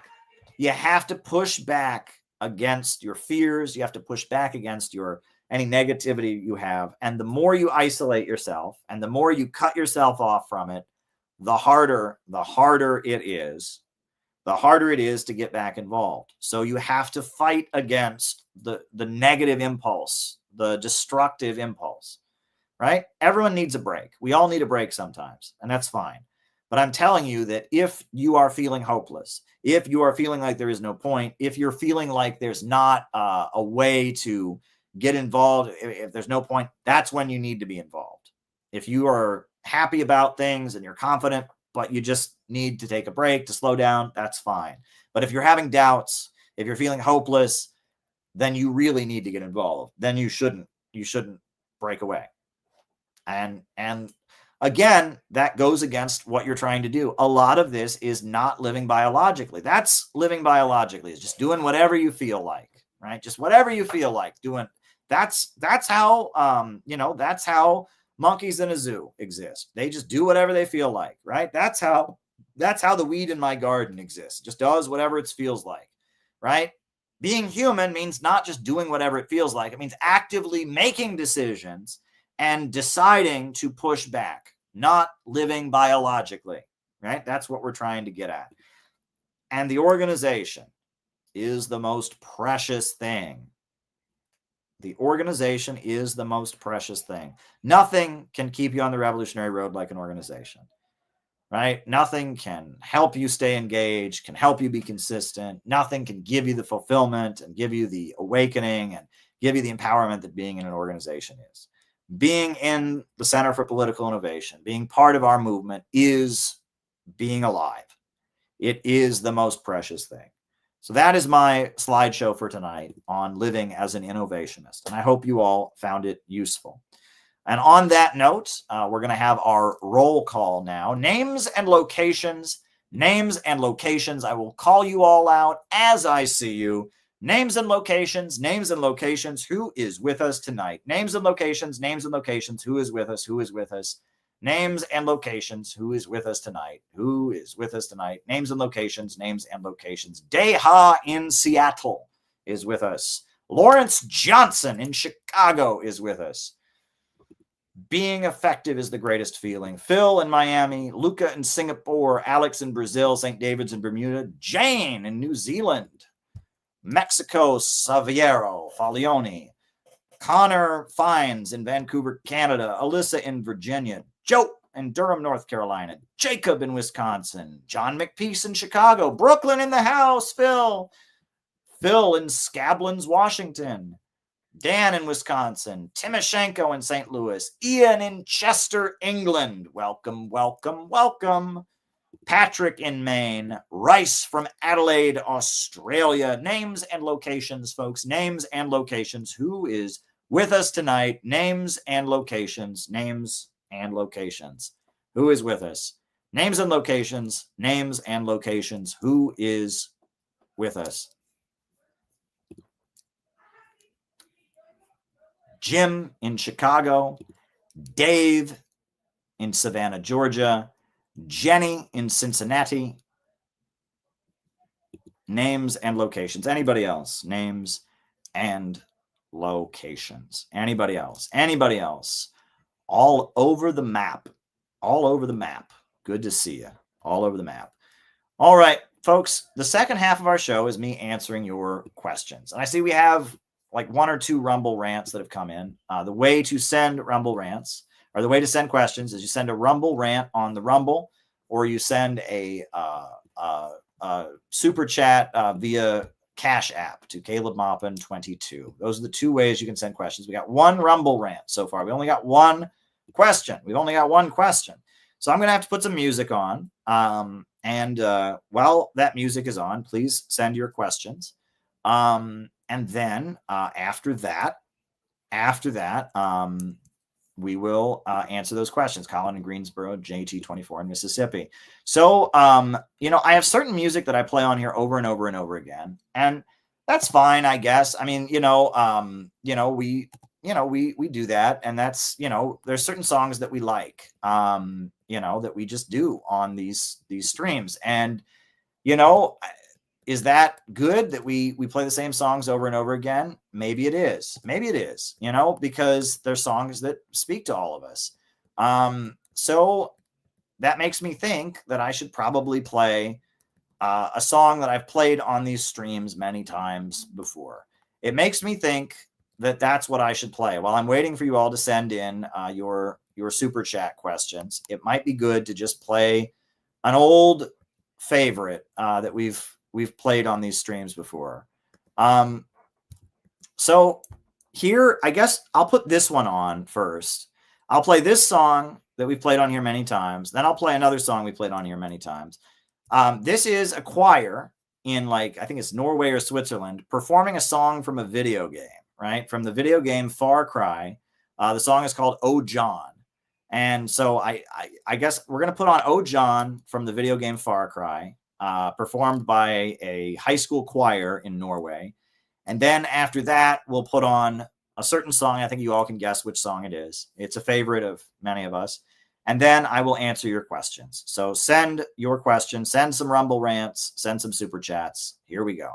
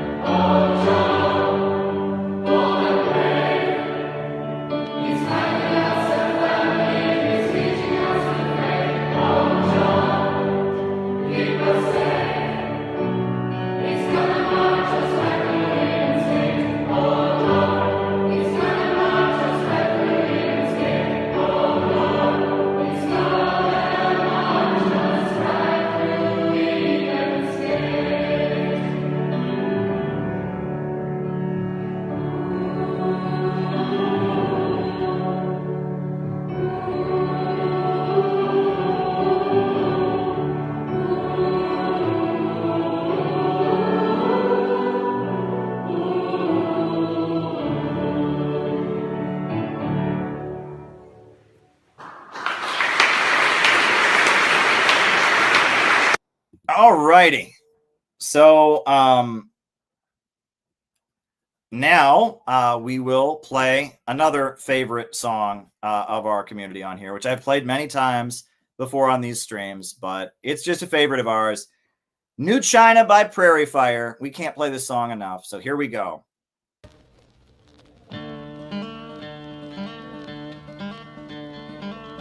Got to the border, we began to walk on the two flags flying over the bridge we were to cross.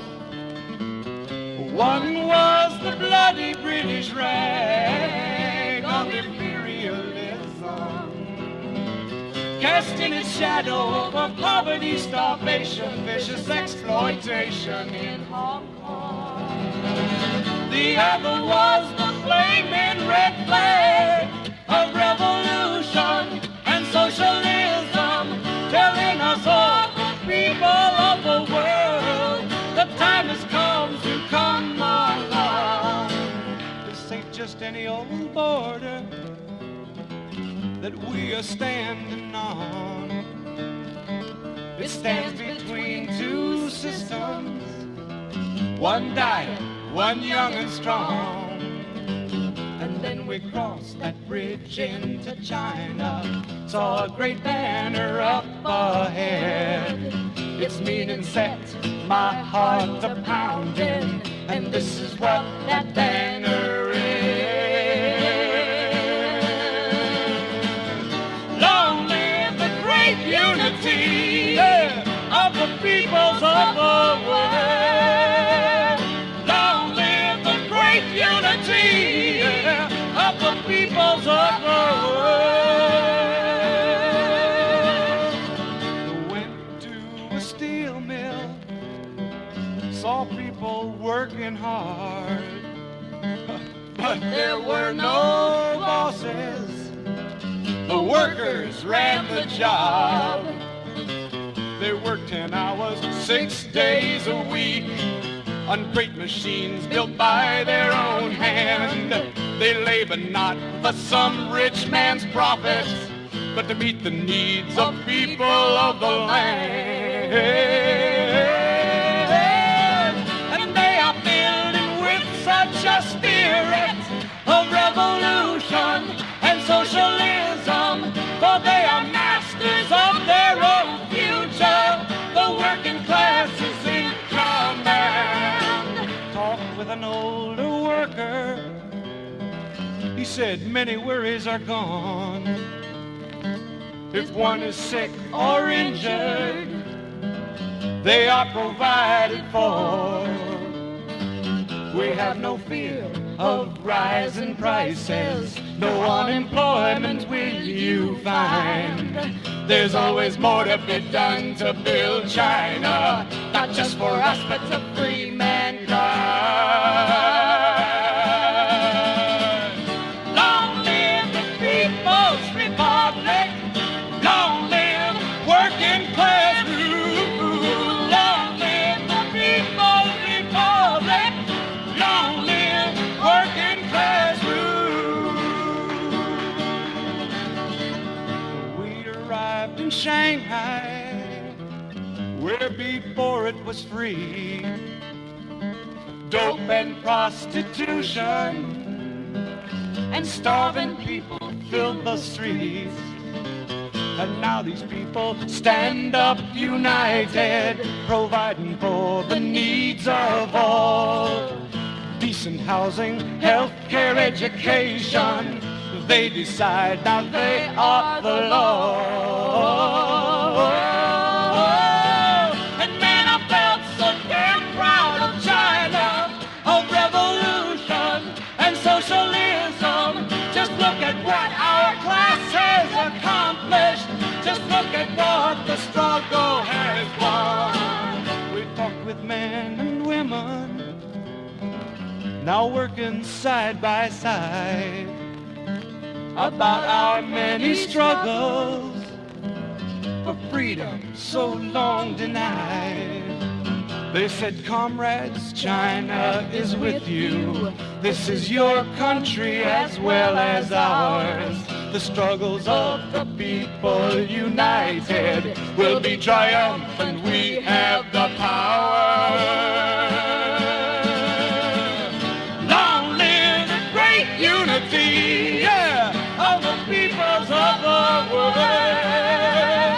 Long live the great unity of the peoples of the world. No, I missed my family, wish they were there with me. I knew they're back home struggling to change society.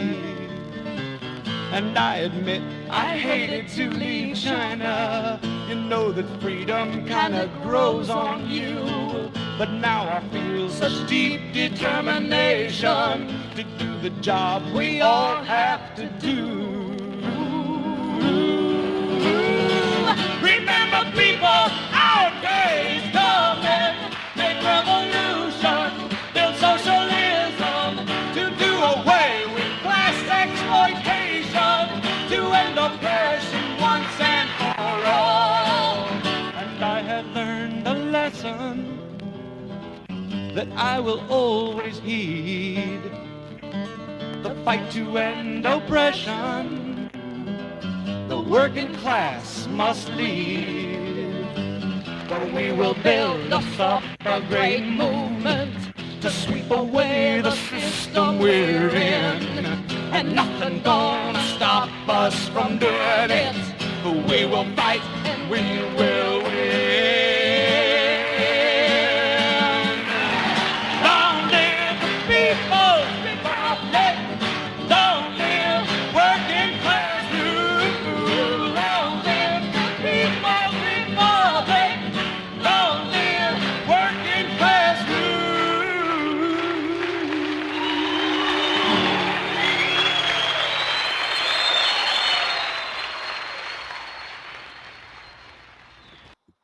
Yep, that's one of our favorites here. So we've played that many times. We will play it many times again. I particularly like that piece. So I see a couple more super chats have come in, one from Deha, another from Hempcar, and we will certainly answer those when we get a chance. But I do want to remind you all, I want to take this time to remind you all, July 12th, the Chicago Convention is going to be the biggest event the Center for Political Innovation has ever done. We are very, very excited about this event, and we are working very, very hard. We're working very, very hard on this event, and there's a lot that needs to be done. And if you can help us to make the July 12th convention a success, we do need your help. So I'm going to put on this video that I made just kind of about what's happening and about that. I hope that you all will give this a watch and consider helping us out some with the convention and consider coming. That's the main thing, is we need you there. You know, we need you at the convention.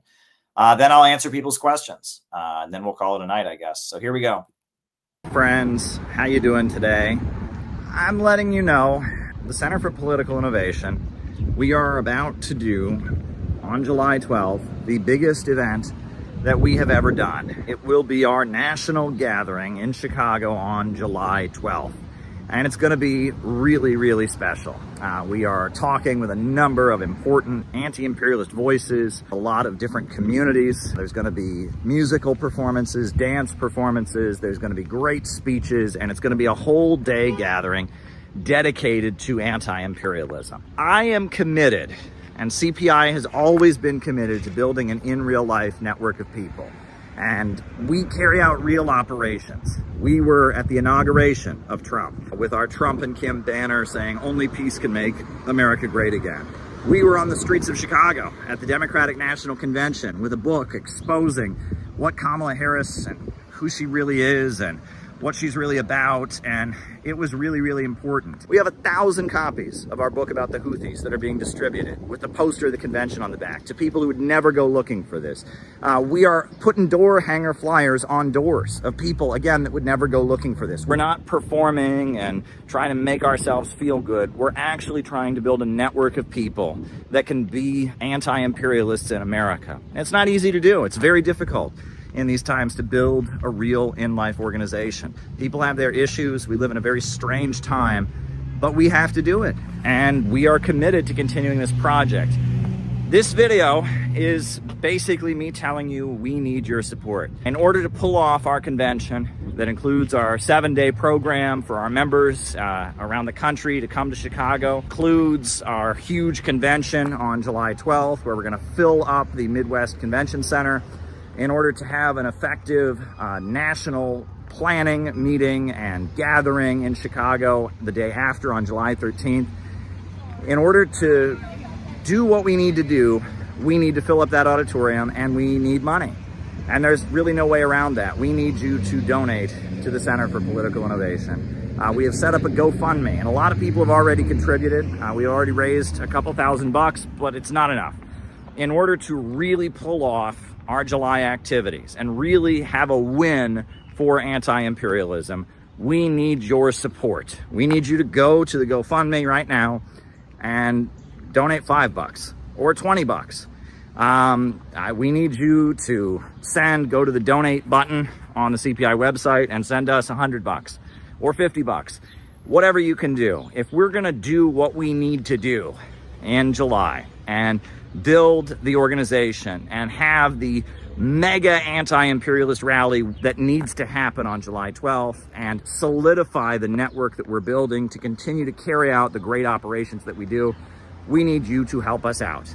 Every cent that we raise goes into building this group. I'm lucky I have a paycheck with everything that's going on. I'm surviving, and I have consistently put a huge amount of the money that I have, my own resources, my own funds, into CPI because I believe in it, because it needs to happen, because this organization is necessary. I'm looking at what I've got and my own resources and my own bills and all of that, and I'm looking at what's already been paid for, and it's not enough. I mean, it's just not enough. I can't just pay for everything myself. We have membership dues and other things, but we need a special gift. We need a special gift to make July happen. We need you to give us a special contribution so that we can make sure the July events go smoothly, that the housing for the people coming in out of town is covered, that the speakers that are being flown in, their airfare is properly covered. We need you to make a special one-time gift to make this July gathering, this anti-imperialist summit that we are organizing. We need you to help us make it happen and help us make it a success. Small gift, big gift, whatever you can do. We need you to help us with it. But you know what? I'll just say this. If it's a matter of send us a gift or come, we'd rather you come. We'd rather you be there. It's much more important that you be there on July 12th. If you can't afford to give us a gift, but you can afford to come to town, if there's one event that you come to this year, make it July 12th. CPI, Center for Political Innovation, we're doing something that nobody else is doing, and we're doing it right. We're not doing it in a way that we're trying to win the internet. We're not doing it in a way that we're trying to make ourselves feel special or act like we're cool. We're building what needs to be built. We are building the real connections. And if you can understand why what we're doing is so important, if you can understand why anti-imperialism is the future, but we have to break out of the narrow niche circles and internet culture and get to the masses of people with real outreach. If you can understand that, please give us a gift. We're trying to build an actual movement to win new people to anti-imperialism and continue to carry out operations to change the conversation in America so that we have a country where there's a mass movement demanding justice for working families and an end to these wars, that we're saying no to World War III, we're saying no to the emerging low-wage police state. That's what we urgently need. So if you can help us in any way, send us a gift. If you can be there on July 12th, be there. This is the biggest endeavor CPI has ever done, and it's going to lead to even bigger things. We don't back down. We don't go away. If we were going to back down, we would have done it a long time ago. And if we were one of their plants or one of these fake anti-imperialists, they would be making it a lot easier for us. We have been facing a lot of challenges, but we continue to achieve great victories. So we need your support. Please send us a contribution. Please be there on July 12th at the Midwest Convention Center in the Chicago area. It's right near the O'Hare Airport. It's going to be awesome. We need you there. Thank you.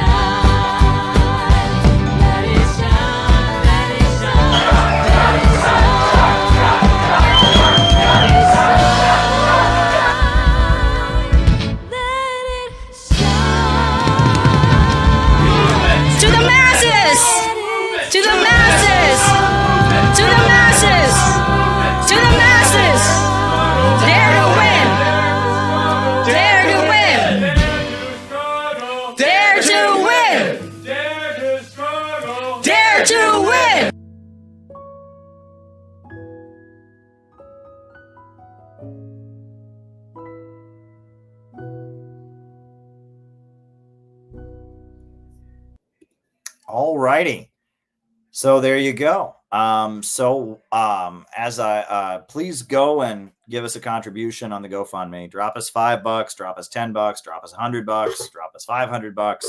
You know, last time when that video first came out, somebody gave us $1,000, and that was amazing. And we are deeply moved by that. Somebody gave us $400. We appreciate it. Somebody gave us $5. We appreciate that as well. But we do need your support. I'm looking at different things and I'm putting a lot of my own resources into this, and, hopefully talking to some different donors and stuff. But yeah, please make it easier for us to do what we got to do. That would make it a lot better. But if it's a question of donating or come. I would rather you attend, because we need to blow the roof off. It needs to be a big event. So thank you for that, everybody. All righty. So we've got a few super chats. The first is, what do you think about Trump leaving the World Health Organization? And that's Hempcar. The reasons that he left, accusing China of being responsible for the pandemic, not thrilled about that. Not thrilled about blaming China for the pandemic and saying that it's China's fault that the virus happened.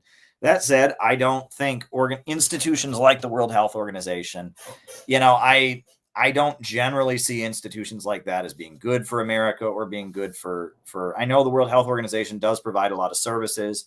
And, but wouldn't it be better if those countries had their own, health system? They weren't dependent on the World Health Organization. I mean, I don't generally think highly of the UN, of different institutions. You know what I'm saying? I don't generally think those organizations play a good role. I guess it's better than nothing in terms of the World Health Organization. They provide some medical relief in different parts of the world that maybe wouldn't be there. But wouldn't it be better if we didn't have globalism, imperialism, and those countries could develop their own healthcare system? I mean, you look at what a small island like Cuba has been able to do, has become the world's largest exporter of medical care. How is Cuba, this tiny island, the world's largest exporter of medical care? Well, I mean, it's because they've made it a priority. And, I don't feel like rallying to the defense of the World Health Organization. And, when it comes to the vaccine and all of that, I don't jump on the bandwagon of blaming China for the pandemic, but I also really don't like the vaccine mandates. I really don't like the lockdowns. And so, I'm pretty negative on the World Health Organization. I'm not deeply offended by Trump leaving. I just wish he was doing so in a way that wasn't spreading anti-China propaganda. That's kind of where I stand on that. I did see, by the way, there was just a boat crash on the Brooklyn Bridge. That's the news story. No one seems to have been killed, but a boat was going through the harbor on the Hudson River and crashed into the Brooklyn Bridge, apparently. There's video of it going around. I saw that's like the breaking story within the last hour. There were quite a few injuries. No one's been killed, apparently, but, it's an active rescue operation. So that's pretty intense. Now, Deha asks, what does the woke left's degrowth agenda hope to achieve? Many I know work in government bureaucracies and nonprofits with no experience of these orgs. I think ultimately what it's about is it's fascism. Read R. Palm Dutt and his book, Fascism and Social Revolution. Fascism is an attempt to reboot the capitalist economy by destroying productive forces. They're trying to stabilize the capitalist economy amid a crisis of overproduction. They're trying to stabilize it by dramatically reducing consumption. In the Communist Manifesto, Marx talks about the crisis of overproduction. And then he says, how does the bourgeoisie resolve these crises? With massive destruction of the productive forces by seizing new markets and more viciously exploiting the markets that exist. So making everyone work for less pay, right? Seizing new places with war and destroying the productive forces. I mean, that's really what it is, right? If you look at what degrowth is. And Nazi Germany is a case study in degrowth. How did they degrow Nazi Germany? Well, they eradicated unemployment by forcing women out of the workplace. That was one thing they did. They also put a whole bunch of the population in concentration camps. So they were no longer unemployed and competing for jobs because they were in concentration camps. They also hired lots of Germans to work in the concentration camps, build the concentration camps. They also restarted military spending, and they built these Autobahn highways across Germany. And they created an economic boom for the first 3 years of Nazi Germany, but they didn't improve living standards. That living standards didn't go up. It was reverse inflation. If you drive women out of the workforce, if you imprison a bunch of the population and create a slave labor underclass, you can get rid of unemployment and you can make the economy strong again. And this is degrowth. This is fascist economics. And if I actually learned a lot about this by reading the biography of Hjalmar Schacht, who was Hitler's main economist, and it was great. And I actually, my book, what is Bonapartism, right, which is a selection from the textbook. It's like a small pamphlet from the textbook. I have a whole section about Nazi economics and how Nazi economics are degrowth, right? This is Hitler with his economist, Hjalmar Schacht. And that's what Hjalmar Schacht did, is he basically, they used military spending and reverse inflation to drive down, basically destroy the productive forces of Germany, drive down living standards, reduce consumption, and they rebooted the economy that way. It serves an economic purpose. Malthusian economic theory. Robert Malthus, some people say he was the first economist. I wouldn't argue that necessarily. But Robert Malthus, his whole thing was that, the economic problems of Britain were due to overpopulation. And the French Revolution was caused by overpopulation. And that efforts need to be made to keep the population at a certain level. And that's what prevents societal unrest, revolution, and chaos. Now, and that's what they believe, right? Now, they frame it in terms of, well, the planet is heating up. But it's really... if you listen, sometimes they're more honest than other times. Okay. For example, the World Economic Forum, they have a lot of programs where they talk about AI and they talk about how people are just not necessary in our economy. And we're going to have all these people that are not necessary. And so what do we do with them? Well, maybe we'll give them a pod to live in, and maybe we can develop a chip to put in their brain so they're happy, even though they get to live in a pod. It's like, you listen to some of the evil satanic things they're saying in the World Economic Forum. It's not about environmentalism. It's about their system doesn't have room for us at the assembly line. That's what, that's what it is, right? That's what it really, really gets down to. Fascism is about economics. Fascism is an economic system. It is a mechanism with a heavy-handed state trying to stabilize capitalism with degrowth. And Arpalm Dutt makes that clear in his book, Fascism and Social Revolution. And Hitler's Banker, the biography of Hjalmar Schacht, which is about the economics of Nazi Germany, makes that clear. I actually quoted, there was an American Nazi white supremacist who was on the board of Planned Parenthood, Lothrop Stoddard, and he went to Nazi Germany in 1939, and he did a study of Nazi Germany and what it was like. And I quote that study. It's a book called Into the Darkness, Into the Shadows, something like that. It's by Lothrop Stoddard, the white supremacist. And he went to a eugenics court where they were sterilizing disabled people. He went to, and he actually saw, for himself what the Nazi economy was about. It was reverse inflation, reducing consumption, making everybody poorer. That's what it was. Dialectical economics. This great book by Lyndon LaRouche gets into, Lynn Marcus, when he was more of a Marxist. He wrote this book called Dialectical Economics, which makes roughly the same point, has a lot of good information about Nazi economics and the slave labor that they used, etc. All of that shows that fascism is degrowth. Fascism is Malthusianism. Fascism is trying to reboot the capitalist economy by reducing consumption, making people poorer. That's what fascism is.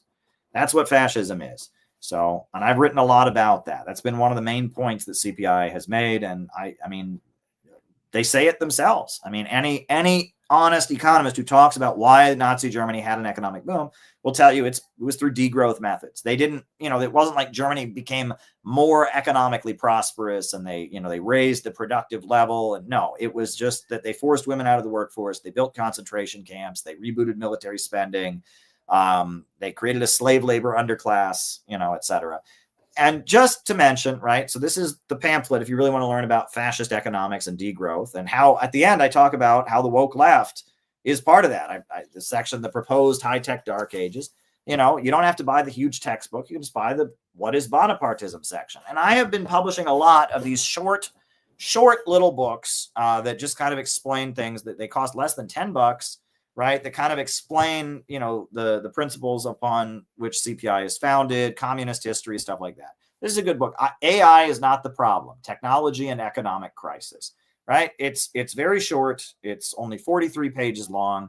When you read this, you'll learn all about the value crisis, the problem of overproduction, the tendency of the falling rate of profit, why AI and the economic crisis that we're having because of the computer revolution, what it's really about. You'll learn all about it here. I've got this pamphlet that I just put out, Divisions in the Ruling Class. Again, this is a section from the textbook where I talk about the divisions within the U.S. ruling class, the Eastern establishment, the globalists versus the lower levels of capital, the John Birch Society, McCarthyism, the Rockefellers, the New Left, all this stuff, and the basis of building an anti-monopoly coalition. It's all in this pamphlet, The Divisions in the Ruling Class, Conflict Within the U.S. Elite from the Cold War to today. And there I talk about the Yankee and Cowboy War, and I talk about all of that stuff. Carol Quigley, neoconservatism, you name it, it's all in here. And I even have a timeline of the transition from Carter to Reagan and how there was a fight within the ruling class that led, it was pretty intense. It's all in here, right? This little pamphlet. I mean, I've been publishing a lot of these little pieces, right? William Z. Foster and the Communist Party, History of the Communist Party, and I'm going to put out more of them, right? Because I feel like these are more accessible. People will read little short things more than that. I've got The Siege Has Failed, why Venezuela stands strong against globalism, imperialism. All my work on Venezuela over the years. I've done a lot related to Venezuela. There's a Maduro speech that we reprinted, in here, and there's a lot, and it's just a lot about the Venezuela and why it still remains strong, etc. I've got Maduro's letter to the American people that Nicolas Maduro wrote, and I've got it's a lot of material in here, right? It's a good 135 pages, everything you want to know about Venezuela from a CPI perspective, right? PSL, they probably got 1 million pamphlets on Venezuela, but they're all woke, right? They're all about how Venezuela is amazing because there's no white people there and they don't have white male privilege and everyone's transgender. And that's not what this says, Venezuela is amazing because no one there likes Trump. Well, actually, Maduro and Trump wanted to meet. We have a perspective. We're free from the stupidness of the left. The left is stupid. All right. In a lot of ways, the left is annoying. The left is toxic, but the left's just stupid. We're not the left, right? We're better than that. We got In Defense of Jerry Healy, right? About Jerry Healy and the Workers' Revolutionary Party. This is kind of my rebuttal to a book that Jacobin published, smearing the great anti-imperialist leader, Jerry Healy. Again, less than $10. We got him on there. I'm doing more of these, right? I'm just doing as many of these as I possibly can because I want people to be aware of this, and they're selling too. I'll just tell you that much. People are buying these books. So I'm doing something right. I checked 6 of them have sold today. Just today, we sold 6 books already. So people are buying them. It's working. And I'm going to keep making these books. We've got highlights from the class struggle in America, different pieces I've written, about the history of communist activism and, protest movements and stuff in America, highlights from the class struggle in America. This is good stuff, right? And I like the work that I've done. And I've done a lot of work over the years. And so to preserve it, some of these articles aren't even online anymore. There's articles that I wrote for the Workers' World newspaper. I think they've taken down all my articles from their website. It's good I preserved them. It's good I saved them because they'd be gone, right? All these great pieces that I wrote. So yeah, I'm going to keep doing that. And, if you come to the LA workshop, we're going to have all those books there. And yeah, there we go. Okay.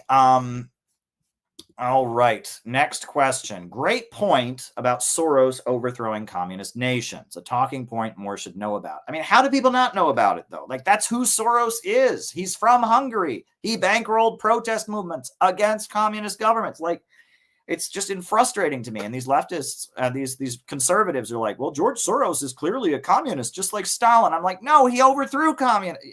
But he's bad, isn't he? And the woke left are bad. So, he's not a conservative. He must be. It's very, very frustrating. But that's how do we get key facts like this more known? A leaflet explaining how communism isn't the same. No, that wouldn't help, right? We need to just talk to people about innovationism. Tell people about our message, government of action, fight for working families. Get them to our workshops. Once they're around us, they'll hear us. But if you were to just hand people a leaflet on the street, hey, George Soros isn't a communist, communism's actually good, they wouldn't hear it. And besides, communism TM, the red flag, hammer sickle thing, that stuff is not, that stuff is doomed in America. We are doing something new. And we will defend the history. And yes, but ultimately it's our program, a government of action to fight for working families, opposing the danger of a new world war, opposing the emerging low-wage police state. That is ultimately what we're going to win people on the basis of. And then we can talk to them about these different issues. Telling people about, I think it should be pretty obvious if you look at Soros's history. It just doesn't fit a common right-wing trope, but it is what it is. There we go. And then John said the Uhuru movement is going house to house in North St. Louis tomorrow to help residents clear damage caused by a storm. That's amazing. And that's what happens when you have an organization. When you have an organization, you can do things. They have an organization. They have a building. They have a network of people. They have all kinds of different projects that they have set up. It's amazing what the Uhuru movement has done. And because they have that, they can do stuff like that, right? And that's what we ultimately need. We need to build, something that can function as an organization that can play that kind of role. They are the model in many, many ways. So my hat off to them. I'm not surprised in the least, based on what I know about the Uhuru movement, how awesome and amazing they are. I am not surprised in the least that they are providing that kind of relief to people. I am not surprised in any way. So there we go. I just want to show people, right? CPI, right? The fact that Trump and Putin are talking on the phone, the fact that, that there could be an end to the war in Ukraine. Russia and Ukraine are now directly talking in Istanbul. No other organization in America, in the United States, has done more to promote that, to work toward that, than the Center for Political Innovation. In this video, I am going to show you everything we have done year after year after year. In 2022, when the special military operation started, 2023, 2024, and 2025, we have been louder in the streets, at the UN, everywhere, trying to get it done. This is our organization. This is why we are so important. Russia is not our enemy. Russia is not our enemy. Russia is not our enemy.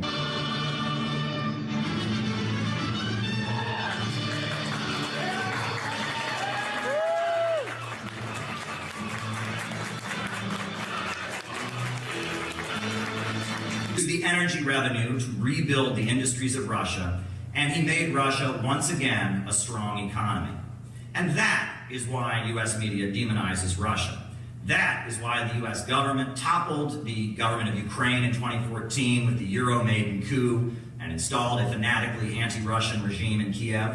I saw a CNN reporter claim that Ukraine was a peaceful country until now.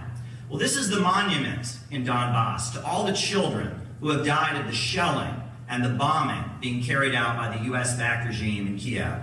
14,000 plus people dead, children who have died. It hasn't been a peaceful country. The people of Donbass have been subject to 8 years of bombing, 8 years of shelling, 8 years of a food blockade, and Russia is now moving in to protect them and bring an end to this. The Wall Street money sharks hate Russia. They hate China, Cuba, Venezuela, Iran, and many other countries because they have governments that stand up to the international bankers and their monopolistic corporations. And it's not a good situation. People are dying and it needs to end. And we need there to be a negotiation. We want there to be peace in Ukraine, and that means that our leaders sit down and negotiate. It doesn't mean that Boris Johnson gets on the phone and wrecks a peace deal just because he wants people to keep dying. Global food crisis spawned by a war. That's right. Russia is not our enemy. Russia is not our enemy. Russia is not our enemy. Russia is not our enemy. Russia is not our enemy. Russia is not our enemy. Russia is not our enemy. Russia is not our enemy. Russia is not our enemy. Russia was with us in the fight against the Nazis in World War II. At the moments when America shows its true colors and is standing up for justice and truth, you'll notice that we're standing with Russia. Peace with Russia. Peace with China. Peace with Russia. Peace with China. It's time to stand for peace here at the United Nations. We are marching up to the religious rally. Russia and China are not our enemy. Peace with Russia. Peace with China. Peace with Russia. Peace with China. Peace with Russia. Peace with China. Peace with Russia. Peace with China. Peace with Russia. Peace with China. Peace with Russia. Peace with China. Peace with Russia. Peace with China. Peace with Russia. Peace with China. Peace with China. Peace with Russia. Peace with Russia. Peace with China. Peace with Russia. Peace with China. Peace with Russia. Peace with China. Peace with Russia. Youth festivals are very, very important to my organization in particular, the Center for Political Innovation. Every meeting that we have, we begin with the pledge. We've changed the word youth for people because we have people of all ages, but we begin, we raise our right hands, we pledge that we shall remember this unity forged at the end of the Second World War, not only today, not only this year, this week, but always, and the pledge goes on. But that is such a beautiful pledge that came out of the World Democratic Youth Federation. And I must say that the youth festivals represent the best, not just of this country, but of America. A time when we stood in solidarity with Russia to defeat fascism. And they're trying to erase that from American history. I'm Caleb Maupin, the chair of the U.S. delegation, and he also represents the Center for Political Innovation. Welcome, everybody. My name's Caleb Maupin. I'm the founder of the Center for Political Innovation. And in October, I was deeply honored when the youth office of the Russian Foreign Ministry reached out to me about forming a national preparatory committee for the upcoming World Youth Festival set for March in Russia. As someone who attended the World Festival of Youth and Students in 2013 in Quito, Ecuador, someone who attended the festival that was held in Sochi in 2017, as an advocate of socialism, peace, and international cooperation, as an American patriot, as a Christian, and someone who strives to live according to the teachings of Jesus Christ, I considered this to be a great opportunity. However, it is the circumstances of our upcoming trip that bring us here today. As we meet here today, Jesse Neville, Penny Hess, and Omali Yeshitela have been indicted by the U.S. Department of Justice. They are facing a possible 15 years in prison. Their trial date was just set for September. The Biden administration has charged them for doing what we are about to do, for going to an international conference in Russia. I'm the leader of the United States delegation. I'm representing the Center for Political Innovation.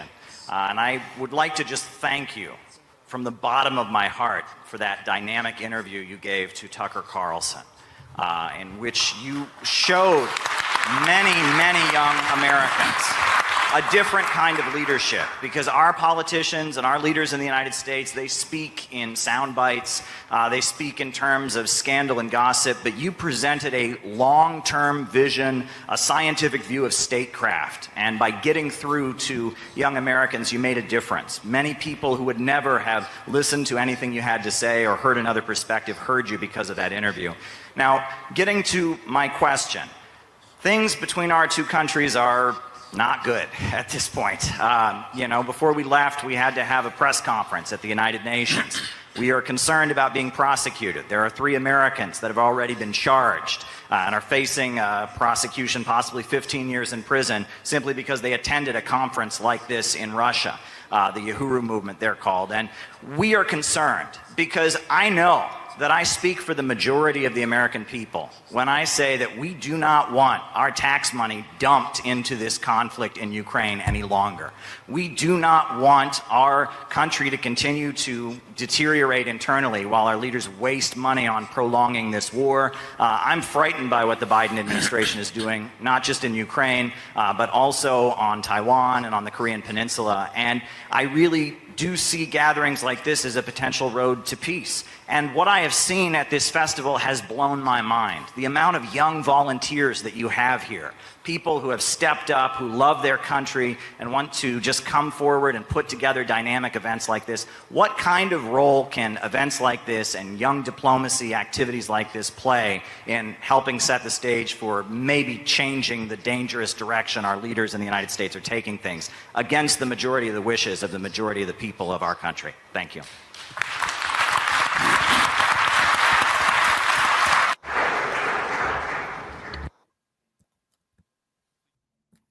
The United States of America is a huge and unique country in its own way. Over 300 years, in just 300 years, which is a small period of time compared to our history, but thanks to the talents of the Americans, it became a superpower, which is an obvious fact. We know outstanding American politicians, we know outstanding American business people, cultural activists, which is an obvious fact. We used to be allies during 2 world wars as we fought Nazism and fascism. What happened recently? After the war, after the alliance, the United States and the Soviet Union started dividing the world, and they did so successfully. And based on this balance of powers, they created international relations and created the modern system of international law. Then the Soviet Union ceased to exist for a number of reasons. I will not go into detail, but they were mainly internal reasons. There is one superpower remaining, represented by your country. The way your elites use this monopoly to global domination is dubious. In my opinion, the United States failed to bear this burden of responsibility that they happen to bear. They created monopoly, strengthened it. I don't mean the American people, I mean the ruling elites. While strengthening their monopoly, they soon faced a situation where the overwhelming majority of countries disliked it. And so, step by step, it became obvious to everyone that there is resistance to the forming global order.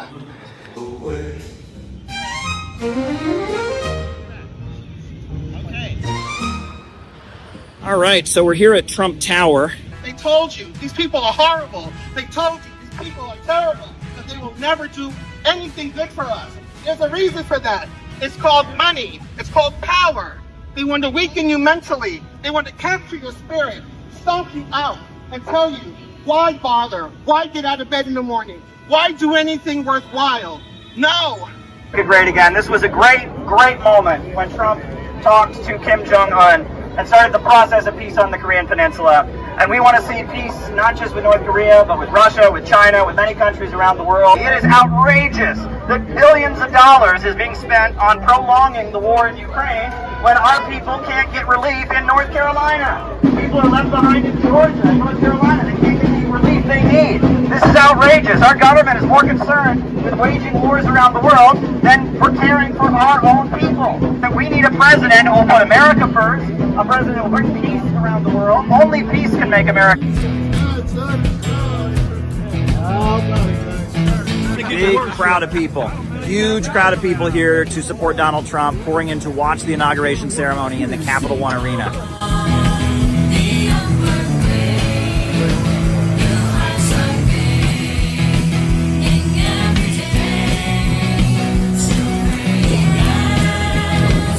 Yeah, set up here and over there. How you feeling? How you feeling? I'm good. I'm good. It was fun to pass out pamphlets at the hotel there. Everybody was asking for more. Great. Yeah. Excellent. We need to heal America as well. We need to pray for America. We need to make our country great again. We need to take over.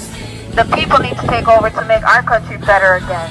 And I hope Trump can help us with that. Donald Trump for one of the greatest moments of his first presidency, when he went to a country that America has technically been at war with since the 1950s and gave peace a chance.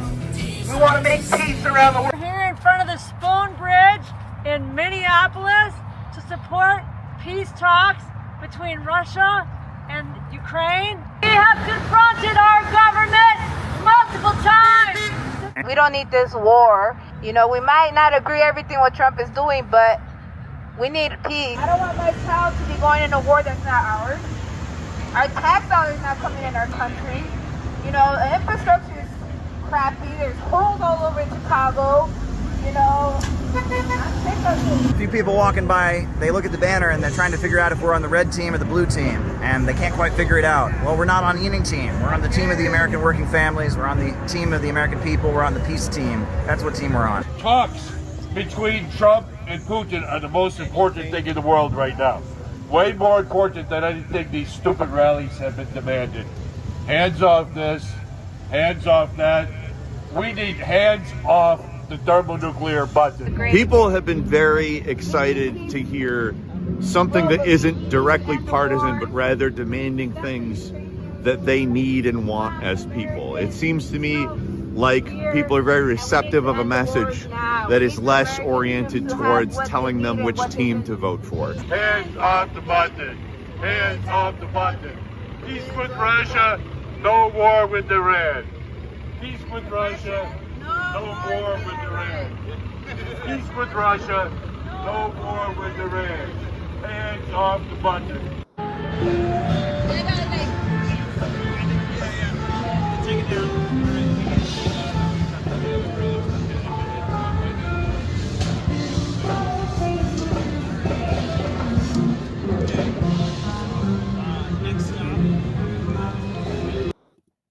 All right.